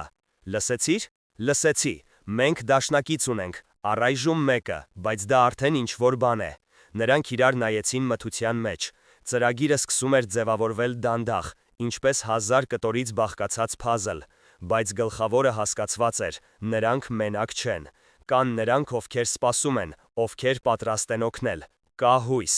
իսկ որտեղ հույս, այնտեղ եւ պայքարի կամք։ Այն նույնը, որը Նիկոլային տարավ ռազմաճակատներով, այն նույնը, որը թույլ չտվեց կոտրվել խրամատներում կրակի տակ։ Թշնամին ուժեղ է, բայց ոչ անպարտելի, եւ հատուցման ժամը մոտենում էր։ Գերության 6-րդ օրը անակնկալ բերեց։ Հանքահոր սովորական արշավի փոխարեն նրանց տարան անտարահատման, ծառեր կտրելու շինարարության համար։ Գերմանացիները մտադրվել էին ընդլայնել նկուղներից մեկը, գերաններ էին պետք։ Աշխատանքը անտարում առավելություն էր տալիս, պահակները այստեղ ավելի էին թուլանում, ծառերը կանգնած էին խիտ, տեսանելիությունը վատ էր, կարելի էր շշնջալ, ուշադրություն չգրավելով։ Նիկոլայը հավաքեց իր 4-ին՝ Վասիլիին, Գրիգորիին, Ստեպանին եւ Իվանին, հատավայրի հեռավոր անկյունում, ձևացնում էին, թե քննարկում են, թե ինչպես ավելի լավ կտրել բունը։ Ժամանակը քիչ է, սկսեց Նիկոլայը կիսաձայն գործի դնելով կացինը։ Ես այստեղ հաշվարկեցի, եւս 1 ամիս նման աշխատանք եւ մեզանից կեսը պարզապես ողջ չի մնա։ Գրիգորին արդեն արյուն է հազում, Ստեպանը ոտքը ոլորել է, չի ուղվում, պետք է գործել արագ։ Բայց ինչպես, Իվանը սրբեց քրտինքը ճակատից։ Նրանք զինված են, մեզ նկուղում փակում են, ցերեկը պահակախումբ, գիշերը շղթաներ, տարբերակ կա։ Նիկոլայը հետ նայեց պահակներին, նրանք ծխում էին խարույկի մոտ, խոսելով։ Մենք ունենք Դարյային, նա կարող է նկուղ բերել դանակ կամ սղոց։ Երեկոյան, երբ բոլորը քնած են, մենք սղոցում ենք շղթաները, դուրս գալիս անաղմուկ, չեզոքացնում պահակախումբը մուտքի մոտ։ Նրանք միշտ երկուսն են, ոչ ավել։ Վերցնում ենք զենքը, իսկ հետո, հարցրեց Ստեպանը։ 20 գերմանացի 7-ի դրեմ, նույնիսկ եթե զենքը վերցնենք, հետո, անակնկալը։ Նիկոլայը խրեց կացինը բնի մեջ, նրանք հարձակման չեն սպասում, թուլացել են 3 տարվա ընթացքում, կարծում են մենք հնազանդ ենք, կհարվածենք գիշերը, երբ նրանք քնած են, կայրենք խրճիթները, այնտեղ պայթուցիկ կա, Դարյան ասում էր, խառնաշփոթի մեջ բռնում ենք պատանդ կանանց, դուրս բերում անտառ եւ հետո փախչում, Իվանը ճանապարհը կգտնի, կգտնեմ, կգնամ աստղերով, 3 օր մինչև մոտակա ավանը, եթե չկանգնեցնեն, կկանգնեցնեն, մռայլ ասաց Գրիգորին, կհետապնդեն չէ եւ կհասնեն, փաստ չէ, առարկեց Նիկոլայը, եթե գրագետ գործենք, մեզանից մի մասը գնում է հյուսիս, թողնում հետքեր, աղմկում, իսկ հիմնական խումբը արևմուտք, լուր, նրանք կբաժանվեն, կփնտրեն ոչ այն կողմում, ժամանակ կշահենք։ Վասիլին մտախոհ քորեց մորուքը։ Ռիսկային է, բայց ավելի լավ է, քան պարզապես նեղել այստեղ, ես կողմ եմ։ Գրիգորին հազաց արյուն թքեց։ Ինձ կորցնելու բան չկա, միևնույն է շուտով կսատկեմ։ Ստեփանն ու Իվանը իրար նայեցին, գլխով արեցին։ Երբ կսկսենք, հարցրեց Ստեփանը։ Հենց Դարյան գործիք բերի, 2-3 օրից, պետք է դեռ զենքը տեսնել, թե որտեղ է դրված, ինչքան փամփուշտ կա։ Այդ երեկո Դարյան նորից եկավ նկուղի դռան մոտ։ Նիկոլայը լսեց պայմանական թակոցը, 3 անգամ, դադար 2 անգամ, եւ սողաց ավելի մոտ։ Դարյա, դու կարող ես ճարել սղոց կամ խարթոց։ Կփորձեմ, շշնջաց նա։ Դարբնոցներ կան, բայց դա վտանգավոր է, եթե Մատրյոնան իմանա, առանց դրա մենք դուրս չենք պրծնի։ Դարյա, դու չէ որ ուզում ես փրկել քրոջդ։ Երկար լռություն։ Լավ, վաղը չէ մյուս օրը, ավելի ուշ, երբ բոլորը քնեն, եւ դեռ պետք է իմանալ հստակ, թե քանի գերմանացի կա, որտեղ են քնում, երբ է փոխվում պահակախումբը։ Նրանք 18-ն են, երկուսը վերջերս մահացան, մեկը հիվանդությունից, երկրորդը ինքնասպան եղավ։ Քնում են նրանք երկու նկուղներում, միջին եւ հեռավոր խրճիթի տակ։ Պահակախումբը փոխվում է կեսգիշերին։ Զենքը զինանոցում է, միջին խրճիթի տակ։ Այնտեղ էլ ռադիոն է եւ պայթուցիկը, դինամիտ, մի քանի արկաղ։ Նիկոլայը արագ մտապահում էր. «Պատանդ կանայք որտեղ են»։ Մեծ խրճիթում, գյուղի ծայրամասում։ Այնտեղ իմ քույրն է եւ եւս 7 կին։ Նրանց չեն փակում, բայց հետևում են։ Միշտ ինչ-որ մեկը կողքին է։ Լավ Դարիա, երբ սկսվի, դու դուրս բեր նրանց անտառ անմիջապես, հենց լսես կրակոցները։ Մի հապաղիր, գնա դեպի Առվակը, իսկ այնտեղ հոսանքն ի վար, այնտեղ կհանդիպենք։ Լավ, ձայնը դողաց։ Միայն մի սպանեք բոլորին։ Ոչ բոլոր կանայք են մեղավոր։ Շատերը պարզապես վախենում են։ Կաշխատենք։ Դուռը նորից փակվեց։ Նիկոլայը վերադարձավ տեղը։ Ծրագիրը կա, ցածրաձայն ասաց նա մյուսներին։ Վաղը չէ, մյուս օրը կսկսենք։ Հաջորդ օրը ձղվեց տանջալի երկար։ Աշխատում էին սովորականի պես, հանքահոր, հանքաքար, զամբյուղներ։ Բայց դավադիրների հնգյակից յուրաքանչյուրը մտածում էր մեկ բանի մասին՝ գալիք գիշերվա, ազատության շանսի, հնարավոր մահվան մասին։ Նիկոլայը հետևում էր գերմանացիներին առանձնահատուկ ուշադրությամբ։ Այն սպիովը հրամանատարն է, դատելով պահվածքից։ Երիտասարդը նյարդային ջղացքմով, կատարող է, դաժան եւ բութ։ Երրորդը տարիքով ավագը, ճերմակած քունքերով, հանգիստ է, փորձառու, ամենավտանգավորը։ Երեկոյան, երբ նրանց քշում էին նկուղ, Նիկոլայը մտապահեց եւս մեկ մանրուք։ Կապանքների բանալիները գերմանացիները կախում են դրան մոտ գտնվող կերիկից, միշտ նույն տեղում։ Ուրեմն եթե ազատվել շղթաներից, կարելի է միանգամից ազատել մյուսներին։ Գիշերը անցավ տագնապալի սպասման մեջ։ Նիկոլայը չէր քնում, ականջ դնելով յուրաքանչյուր խշշյունի։ Մյուսները նույնպես շուռումուռ էին գալիս, ոմանք հուզմունքից, ոմանք ծեծված մարմնի ցավից։ Իսկ հաջորդ երեկոյան, երբ գյուղը խորասուզվեց քնի մեջ, լսվեց ցածր թակոց դռանը։ 3 անգամ։ Դադար։ 2 անգամ։ Նիկոլայը սողաց։ Դուռը կիսաբացվեց եւ չելքից ներս մտավ ձեռքը կապոցով։ Խարտոց, շշնջաց Դարյան, եւ եւս մեկ դանակ, սա այն ամենն է, ինչ կարողացա։ Շնորհակալություն, դու գիտես թե ինչ անել։ Գիտեմ, հենց սկսվի, կհանեմ քրոջս եւ մյուսներին դեպի Առվակը,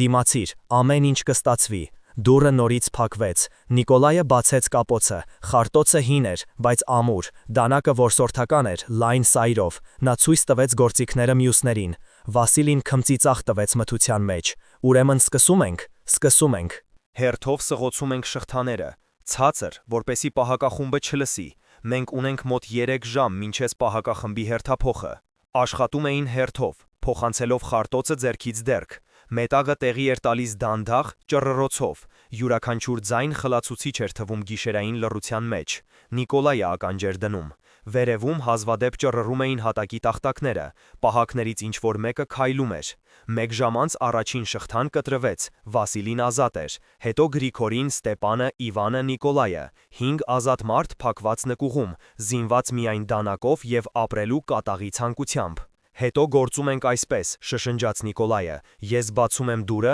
դուրս եմ գալիս առաջինը, այն երկուսը խարույկի մոտ պահպանում էին պարագիծը եւ մեզ, բայց գլխավոր հենակետը միջին խրճիթի մոտ է, այնտեղ զինանոցն է, այնտեղ նստած է երրորդը, միշտ փորձառուն, նրան պետք է հանել անաղմուկ, այլապես չենք հասնի պայթուցիկին։ Վասիլի, վերցրու զենքը, հետո երկուսով վերցնում ենք երկրորդին, մյուսները սպասում էլ այստեղ։ Իսկ եթե աղմուկ բարձրանա, հարցրեց Ստեպանը, այն ժամանակ իմպրովիզ ենք անում, գլխավորը թույլ չտալ նրանց ուշքի գալ, արագ, կոշտ, առանց տատանանունների։ Նիկոլայը մոտեցավ դռանը, ականջ դրեց, նրա հետևում լռություն էր, միայն խարույկի ճարճացյուն եւ ցածր խոսակցություն, 2 ձայն, երկուսն էլ գերմանական։ Նա դանդաղ հետ տարավ սողնակը, մետաղը ճռռաց, բայց ցածր, կիսաբացեց դուռը մատի չափ, ճեղքից դուրս նայեց, խարույկը վարվում էր 10 մետր հեռավորության վրա, նրա մոտ նստած էին 2 գերմանացի, երիտասարդը ջղաձգումով եւ եւս մեկ անծանոթ, ծխում էին, խոսում կես ձայնով, զենքը դրված էր կողքին, հրացաններ հենված գերանին։ Նիկոլայը սողոցկեց նկուղից, սեղմվեց պատին, մթությունը օգնում էր, լուսին չկար, միայն աստղեր, սողաց դեպի խարույկը, դանդաղ, անաղմուկ, ինչպես սովորեցրել էին սակրավորական ուսումնարանում, մետր առ մետր, հողը ափերի տակ սառը, խոնավ, սիրտը բաբախում է այնքան բարձր, որ թվում է լսվում է ամբողջ գյուղում, եւս 5 մետր, 3. Ջղաձգումով գերմանացին շրջվեց, նայելով անտառի կողմը, Նիկոլայը քարացավ, վայրկյան, 2. Գերմանացին շրջվեց, նորից ներշնչեց ծխախոտը։ Նիկոլայը ցատկեց, դանակը մտավ երիտասարդ գերմանացու կոկորդը անձայն, ճշգրիտ։ Նա խրխրաց, ցնցվեց, բայց Նիկոլայը պահում էր ամուր, փակելով բերանը ափով։ Արյունը ժայթքեց տաք շիթով, ողողելով ձեռքերը։ Երկրորդ գերմանացին վեր թռավ, նետվեց դեպի հրացանը, բայց Վասիլին արդեն կողքին էր։ Հարված գերանի կտորով ծոծրակին, խուլ ճարճատյուն։ Գերմանացին փլվեց գետնին։ Լռություն։ Նիկոլայը բացեց ձեռքերը։ Երիտասարդ գերմանացու դիակը սահեց գետնին։ Առաջին արյուն։ Առաջին քայլը դեպի ազատություն։ Վերցրեք զենքը, արտաշնչեց նա։ Արագ եւ ազատեք մյուսներին։ Ապստամբությունը սկսվեց։ Զենքը ընկավ ձեռքերին սովորականի պես, ասես չէին եղել այդ 3 խաղաղ տարիները։ Նիկոլայը վերցրեց սպանված գերմանացու հրացանը, ստուգեց փակաղակը, յուղված է կարգին, պահունակը լիքն է։ Վասիլին վերցրեց երկրորդ հրացանը, Ստեպանը վերցրեց դանակը սպանվածի գոտուց։ Արագ նկուղ, ազատում ենք մյուսներին, հրամայեց Նիկոլայը կիսաձայն, եւ միանգամից դեպի զինանոց, ժամանակը քիչ է, պահակախմբի հերթափոխը 1 ժամից է։ Նրանք նետվեցին հետ։ Բանալիները գտնվեցին արագ, կախված էին կեռիկից, ինչպես եւ հիշում էր Նիկոլայը։ 1 րոպե անց բոլոր 7 գերիները ազատ էին, զինված գոնե դանակներով եւ կացիններով։ Լսեք ինձ, Նիկոլայը հավաքեց նրանց սերտ շրջանի մեջ, գնում ենք միջին խրճիթ, այնտեղ զինանոցն է, պահակախմբին հանում ենք անաղմուկ, վերցնում ենք զենքը, պայթուցիկը, հետո այրում ենք նկուղները, որտեղ քնում են գերմանացիները, խառնաշփոթի մեջ բռնում ենք պատանդներին եւ փախչում անտառ։ Հարցեր։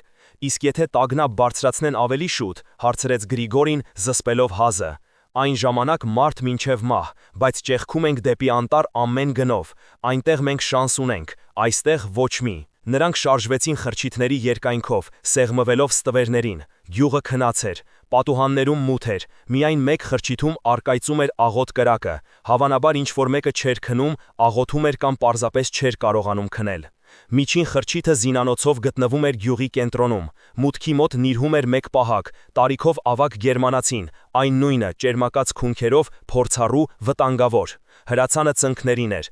Գլուխը հակված էր կրծքին, բայց քունը զգոն էր։ Նիկոլայը տեսնում էր, թե ինչպես յուրաքանչյուր խշշյունի դեպքում գերմանացին ցնցվում էր, կիսաբացելով աչքերը։ Ես ինքս, շշնջաց Նիկոլայը Վասիլիին, կպահես թիկունքս։ Վասիլին գլխով արեց, բարձրացրեց հրացանը։ Նիկոլայը սողաց։ Այս անգամ տարածությունը ավելի մեծ էր, մոտ 15 մետր, բաց տարածությամբ։ Լուսինը դուրս եկավ ամպերի հետևից, ողողելով գյուղը արծաթափայլ լույսով։ Անեծք։ Գերմանացին բարձրացրեց գլուխը, նայեց մթության մեջ, ձեռքը դրեց հրացանի կոթին։ Նիկոլայը քարացավ, շունչը պահած, վայրկյանը ձգվեց հավերժություն։ Գերմանացին տարավ փողը ձախաչ, ականջ դնելով, հետո նորից իջեցրեց գլուխը։ Նիկոլայը սողաց առաջ, 10 մետր, 5։ Գերմանացին ցնցվեց, լսեց, բարձրացրեց հրացանը, բացելով բերանը ճիչի համար։ Նիկոլայը ցատկեց։ Դանակը մտավ կողոսկրերի տակ, ուղիղ սիրտը։ Այդպես սովորեցնում էին սակրավորներին, երբ պետք է հանել օտարին անաղմուկ։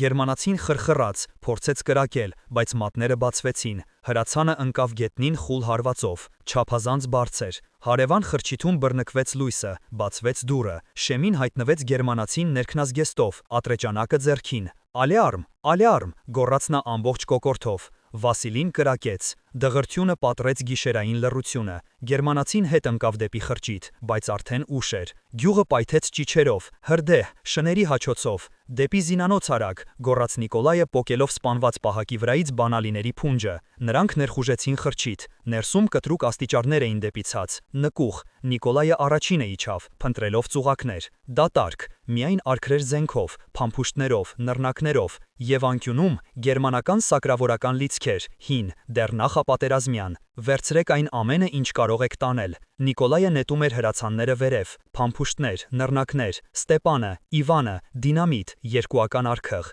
Վերևում դղրդում էին կրակոցները, գերմանացիները ուշքի էին եկել, կազմակերպվում էին, գնդակները սուլում էին խրվելով խրճիթի գերանների մեջ։ Գրիգորին դուրս նայեց դռնից, կրակեց մի քանի անգամ։ Նրանք 10 հոգի են, գալիս են բոլոր կողմերից։ Պահել պաշտպանությունը, գոռաց Նիկոլայը, դուրս թռչելով նկուղից մի բուռ նռնակներով։ Թույլ չտալ նրանց մոտենալ։ Սկսվեց իսկական մարդ։ Գերմանացիները գրոհում էին գրագետ, վազքով, պաշտպանելով միմյանց կրակով։ բայց ապստամբները զբաղեցրել էին հաջող դիրք։ Խրճիթը զինանոցով կենտրոնում էր, գնդակոծում էր բոլոր մոտեցումները։ Նիկոլայը նետեց նռնակը մոտակա գերմանացիների ուղությամբ, պայթյունը լուսավորեց գյուղը դժոխային լույսով, ճիչեր, հառաչանքներ։ Երկու գերմանացի ընկան, մյուսները հետ քաշվեցին։ Այրում ենք ամեն ինչ, գոռաց Նիկոլայը, բռնելով Ստեպանին դինամիտով։ Երկուական արքխ, այն խրճիթի տակ, որտեղ նրանք քնում են։ Իվան, հեռավորի տակ, մյուսները պաշտպանություն։ Ստեպանն ու Իվանը նետվեցին մթության մեջ դինամիտի արքղերով։ Նիկոլայն ու Վասիլին կրակում էին հրացաններից, թույլ չտալով գերմանացիներին դուրս գալ։ Փամփուշտները հալվում էին վախեցնող արագությամբ։ Առաջին պայթյունը որոտաց 1 րոպե անց։ Խրճիթը գյուղի ծայրամասում օդ թռավ կրակի և տաշեղների սյունով։ Հետևից երկրորդը։ Հողը ցնցվեց, բոցը բարձրացավ երկինք, լուսավորելով շուրջ բոլորը ինչպես ցերեկը։ Այրվող խրճիթներից դուրս էին վազում գերմանացիները, կիսահագնված, այրված, խուճապի մեջ։ Ոմանք կրակում էին անկանոն, ոմանք պարզապես վազում էին անտառ։ Կանայք ճչում էին, փորձելով հանգցնել կրակը։ Նահանջում ենք դեպի մեծ խրճիթ, գոռաց Նիկոլայը, վերցնում ենք պատանդներին և դեպի անտառ։ Նրանք ճեղքեցին կրակի տակով։ Գրիգորին տնքաց, գնդակը ծակեց նրա ուսը, Ստեպանը բռնեց նրան, քարշ տվեց իր հետևից։ Մեծ խրճիթը, որտեղ պահում էին պատանդներին, արդեն բաց էր, Դարյան կատարել էր խոստումը։ Շեմին կանգնած էր ինքը, կրտսեր քրոջ և ևս 7 կնոջ հետ։ Բոլորը գունատ, վախեցած, բայց պատրաստ փախչելու։ Իմ հետևից, գոռաց Նիկոլայը, անտառ, արագ։ Նրանք նետվեցին դեպի գյուղի ծայրամասը։ Հետևում մոլեգնում էր հրդեհը, որոտում էին պայթյունները, փամփուշտները պայթում էին այրվող զինանոցում։ Գերմանացիները փորձում էին կազմակերպել հետապնդում, բայց քաոսը լիակատար էր։ Անտառը դիմավորեց նրանց մթությամբ և լռությամբ։ Նիկոլայը հետ նայեց, գյուղը վառվում էր, լուսավորելով երկինքը նարնջագույն շողով։ Ճիչերն ու կրակոցները արձագանքում էին, բայց արդեն մարում էին։ Իվան, տար, հրամայեց նա, դեպի Արվակը, ինչպես պայմանավորվել էինք։ Իվանը գլխով արեց, ուղղություն վերցրեց աստղերով։ Նրանք գնում էին արագ, ճանապարհ բացելով թփերի և քամատապալ ծառերի միջով։ Կանայք հետ չէին մնում, վախը քշում էր նրանց առաջ։ Կես ժամ անց դուրս եկան Արվակի մոտ։ Նիկոլայը կանգնեցրեց շարասյունը։ Դադար, 5 րոպե, վիրավորներին վիրակապել։ Գրիգորին պառկեցրին մամուռի վրա։ Դարյան պատռեց զգեստի փեշը, վիրակապեց վերքը։ Գնդակը անցել է միջով, բախտդ բերել է, ոսկորը չի վնասել։ Քայլել կկարողանաս, հարցրեց Նիկոլայը։ Կկարողանամ, դժվարությամբ արտաբերեց Գրիգորին, սեղմած ատամների արանքից, մինչև վերջ կգնամ։ Վասիլին մոտեցավ Նիկոլային, ձեռքը դրեց ուսին։ Դու արեցիր դա, ոտքի հանեցիր մեզ, պոկեցիր այնտեղից։ Դեռ դուրս չենք պրծել։ Նիկոլայը հետ նայեց գյուղի կողմը։ Հրդեհի շողը դանդաղ մարում էր։ Ճիչերն ու կրակոցները արձագանքում էին, բայց արդեն մարում էին։ Բայց չհասցրին նրանք անել նույնիսկ 10 քայլ, երբ անտառից լսվեցին գերմանական ձայներ։ Զիզինդ հիե,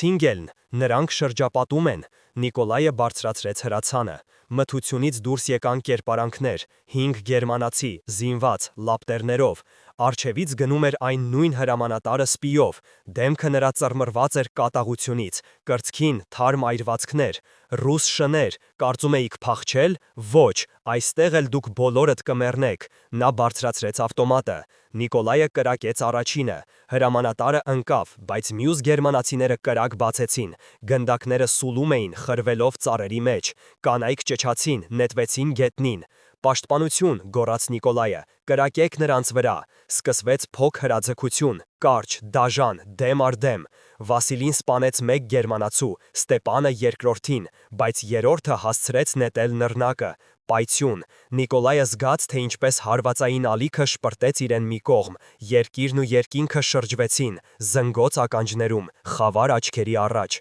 Ուշքի եկավ նա օտար ձեռքերից, որոնք ցնցում էին ուսերը։ Վասիլին հագվել էր նրա վրա, շուրթերը շարժվում էին, բայց բառերը չէին լսվում, միայն զնգոց։ Աստիճանաբար լսողությունը վերադարձավ։ Մենք ողջ ենք։ Նիկոլայ, լսում ես, վեր կաց։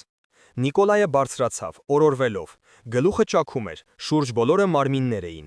3 գերմանացի մեռած են, բայց իրենք էլ կորուստներ ունեին։ Ստեպանը պառկած էր անշարժ արյան լճակի մեջ։ Կանանցից մեկը նույնպես չէր շնչում։ Գնացինք, խռպոտ ասաց Նիկոլայը։ անհապաղ, այլապես ամեն ինչ իզուր էր։ Նրանք վերցրին վիրավորներին, հավաքեցին զենքը, շարժվեցին առաջ, սայթաքելով, կորցնելով ուժերը, բայց չկանգնելով։ Տայգան կլանեց նրանց։ Մութ, անվերջ, անտարբեր, բայց կենդանի, շանս տվող։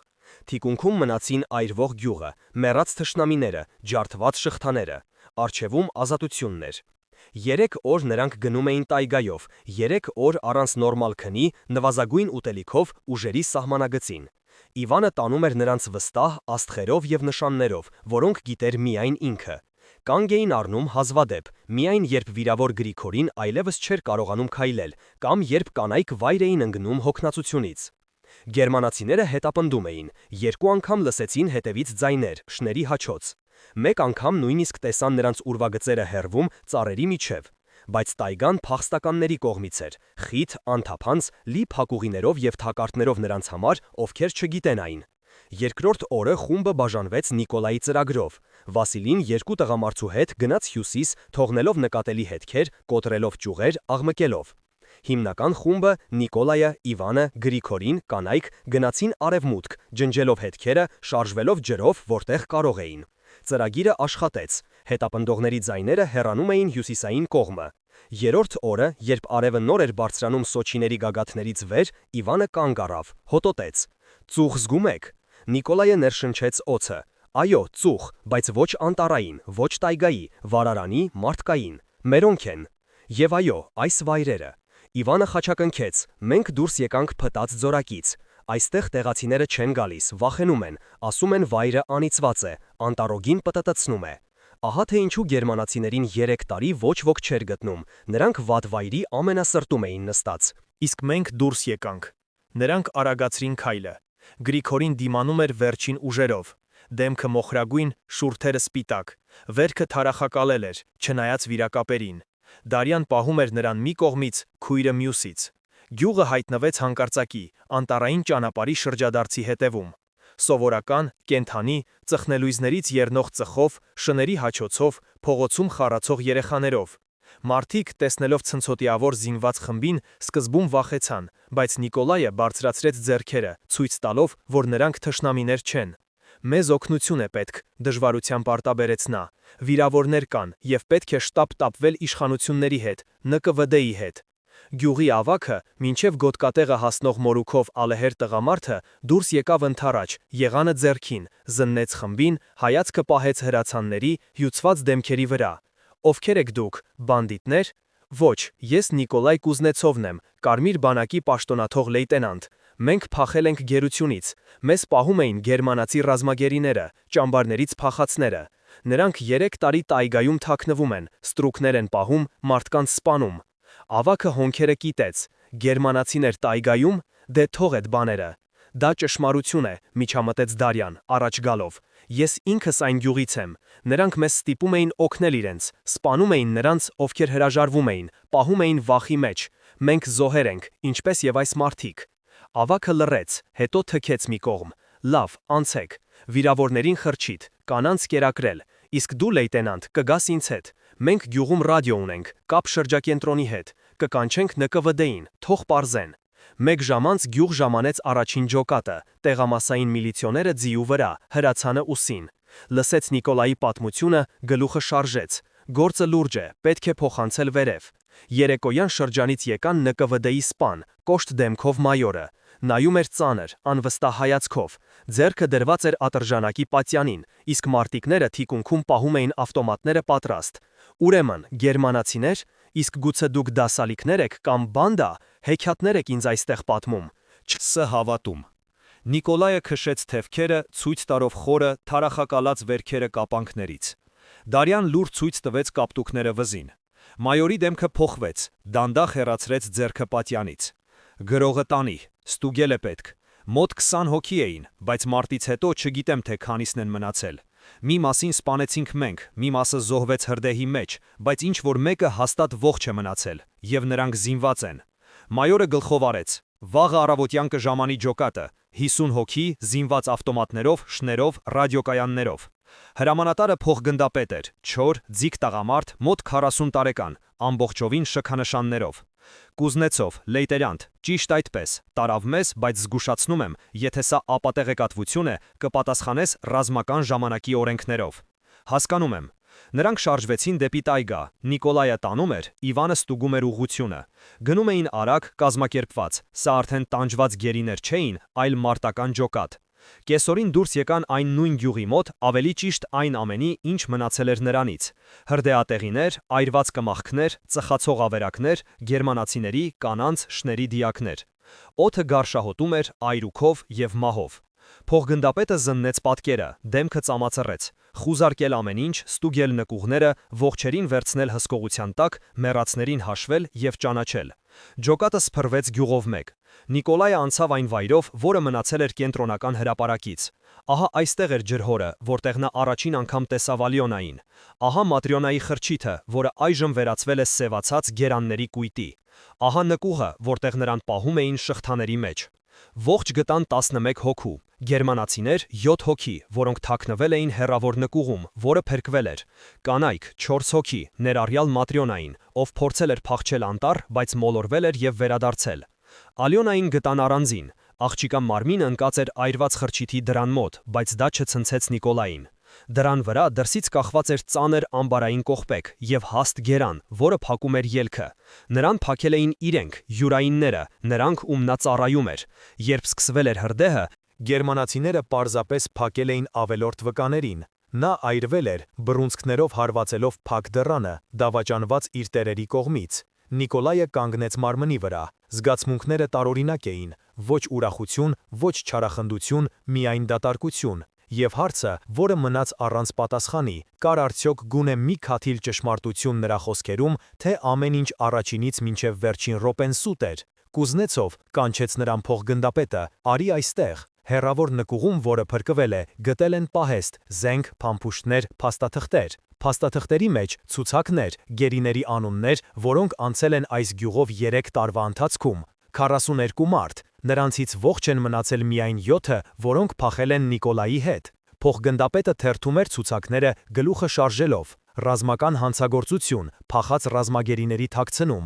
ստրկատիրություն, սպանություն, բոլորին, ովքեր ողջ են մնացել, կդատեն։ Գերմանացիներին տրիբունալ, գնդակահարություն, օժանդակող կանանց ճամբարների երկարատև ժամկետներ։ Նա նայեց Նիկոլային, իսկ դու Նիկոլայ, ապրես, չկոտրվեցիր, ապստամբություն բարձրացրիր, մարդկանց ազատեցիր, հասցրիր իշխանություններին, ներկայացում կլինի պարգևի։ Նիկոլայը հոգնած գլխով արեց, պարգև, մեդալ, կարևոր է արդյոք դա։ Մեկ շաբաթ անց շրջկենտրոնում տեղի ունեցավ ռազմական տրիբունալը։ 7 գերմանացիները, որոնք ողջ էին մնացել, մեղավոր ճանաչվեցին դասալքության, թաքցնելու, ստրկատիրության և սպանությունների մեջ։ Դատավճիրը, գնդակահարություն։ Ի կատար ացեցին հաջորդ օրը, Маտրյոնային և 3 այլ կանոնց, ովքեր ակտիվորեն օգնում էին գերմանացիներին, դատապարտեցին 25 տարվա ճամբարների։ Մնացած կանանց գյուղից, ներառյալ Դարյային, ճանաչեցին զոհեր, բաց թողեցին հարցաքննություններից հետո, բայց պարտավորությամբ չհրապարակել տեղեկությունը։ Նիկոլայ Կուզնեցովին պարգևատրեցին արիության մեդալով և վերականգնեցին լեյտենանտի կոչումը։ Տվեցին նոր փաստաթղթեր, պարգևավճար, օգնեցին աշխատանքի տեղավորվել Իրկուտսկում, ոչ թե վարորդ, այլ վարպետ ավտոգործարանում։ Առաջարկեցին մտնել կուսակցություն։ Նա հրաժարվեց, քաղաքականությունը նրա համար չէր։ Մյուս գերիներին նույնպես պարգևատրեցին, տվեցին փոխհատուցումներ։ Գրիգորին ուղարկեցին բուժման հիվանդանոց, 1 ամիս բուժման համար, և նա գնաց դեպի լավացում։ Վասիլին, Իվանը և մյուսները վերադարձան նախկին կյանքերին, բայց նոր հասկացողությամբ, թե որքան փխրուն է այն։ Անցավ 1 տարի։ Նիկոլայ Կուզնեցովը նստած էր այգու նստարանին նայելով անգարային։ Գետը հոսում էր լայն, հզոր, անկասելի։ Հակառակ ափին գործարաններից ծուխեր բարձրանում։ Երկիրը կառուցվում էր, վերականգնվում պատերազմից հետո, ապրում։ Կողքին նստեց մի կին, երիտասարդ պարզ զգեստով կապոցը ձեռքին։ Նիկոլայ Ստեպանովիչ, նա շրջվեց, Դարյան, նա փոխվել էր, նիհարել, ծերացել, աչքերը դարձել էին ավելի թխուր, բայց դրանցում կար ինչ-որ նոր բան, արժանապատվություն։ Դարյա, դու ինչպես ես։ Ապրում եմ, աշխատում եմ ֆաբրիկայում որպես կարիչ, քրոջս ամուսնացրի, նա հիմա երեխա ունեցավ։ Նա լռեց, ուզում էր շնորհակալություն հայտնել այն բանի համար, որ հանեց իրենց այնտեղից, այն բանի համար, որ չլքեց։ Նիկոլայը գլխով արեց։ Ես պարզապես անում էի այն, ինչ պարտավոր էի, որպես սպա, որպես մարդ։ Նա մեկնեց նրան կապոցը։ Սա քեզ, կարկանդակ եմ թխել, ուզում էի դե ի նշան երախտագիտության։ Նիկոլայը վերցրեց կապոցը, բացեց։ Կարկանդակ խնձորով, դեռ տաք։ Շնորհակալություն։ Դարյան վեր կացավ, պատրաստվելով գնալ, բայց հապաղեց։ Գիտես, ես երբեմն մտածում եմ, եթե չլիներ պատերազմը, եթե չլինեին գերմանացիները, եթե ամեն ինչ լիներ այլ կերպ, գուցե մենք պարզապես ապրեինք խաղաղ, երջանիկ։ Բայց ստացվեց այնպես, ինչպես ստացվեց։ Ես այլևս չեմ մեղադրում ինձ, ես զոհ էի, ինչպես և դու, պարզապես այլ կերպ։ Դու ճիշտ ես, ցածրաձայն ասաց Նիկոլայը։ Պատերազմը կոտրեց շատ ճակատագրեր, բայց ամենակարևորը մենք ողջ մնացինք և կարող ենք սկսել նորից։ Նա ժպտաց, առաջին անգամ երկար ժամանակ անց ժպտաց իսկական։ Նորից, այո, դա լավ բառ է։ Նա գնաց, լուծվելով զբոսնողների ամբոխի մեջ։ Նիկոլայը երկար նստած էր նայելով գետին, ծնկներին պահելով տաք կարկանդակը։ Ինչ-որտեղ ՆԿՎԴ-ի արխիվներում դրված էր Անտարի հարսնացու գյուղի գործը, գաղտնազերծված, փակված, դրա մասին չէին գրում թերթերում, չէին նկարում կինո։ Չափազանց սարսափելի ճշմարտություն, չափազանց անհարմար։ Բայց նրանք, ովքեր անցել էին դրա միջով, հիշում էին և կրում այդ հիշողությունը որպես խաչ, ծանր, բայց և փրկարար։ Նիկոլայը գրպանից հանեց նամակը։ Եկել էր 3 Վասիլիից։ Բարև Նիկոլայ, ողջ եմ ես եղբայր։ Գերմանացիները քշեցին մեզ 2 օր, սեղմեցին ճահճին։ Մենք մտանք տիղմի մեջ, որտեղ ոչ մարդ, ոչ գազան չի անցնի։ Այնտեղ էլ նստեցինք մինչև վիզը ջրի մեջ։ Գերմանացիները վախեցան մտնել ճահճուտ, պտտվեցին և գնացին։ Իսկ հետո ձերոնք հասան։ Հիմա ապրում եմ Կրասնոյարսկում, ամուսնացել եմ։ Դու վերադարձրիր մեզ կյանքը։ Առանց քեզ կնեխեինք այնտեղ շղթաների մեջ։ Խոնարհում և հավերժ հիշատակ նրանց, ովքեր չապրեցին մինչև այսօրը։ Նիկոլայը ծալեց նամակը, դրեց գրպանը։ Կյանքը շարունակվում էր։ Սարսափելի, ծանր երբեմն, բայց կյանք ազատ, վճարված արյունով, ցավով, բայց ազնվորեն նվաճված։ Նա վեր կացավ, գնաց այգու ծառուղով։ Արևը թեքվում էր դեպի մայրամուտ, ներկելով անգարան ոսկով։ Ինչ որտեղ խաղում էին երեխաները, ծիծաղում էին սիրահարները, վաճառում էին պաղպաղակ, խաղաղ կյանք։ Այն նույնը, հանուն որի նրանք կռվում էին ռազմաճակատում, այն նույնը, որը նա նվաճեց ևս մեկ անգամ տայգայում, այն անիծված գյուղում, որտեղ իշխում էին դավաճաններն ու թշնամիները։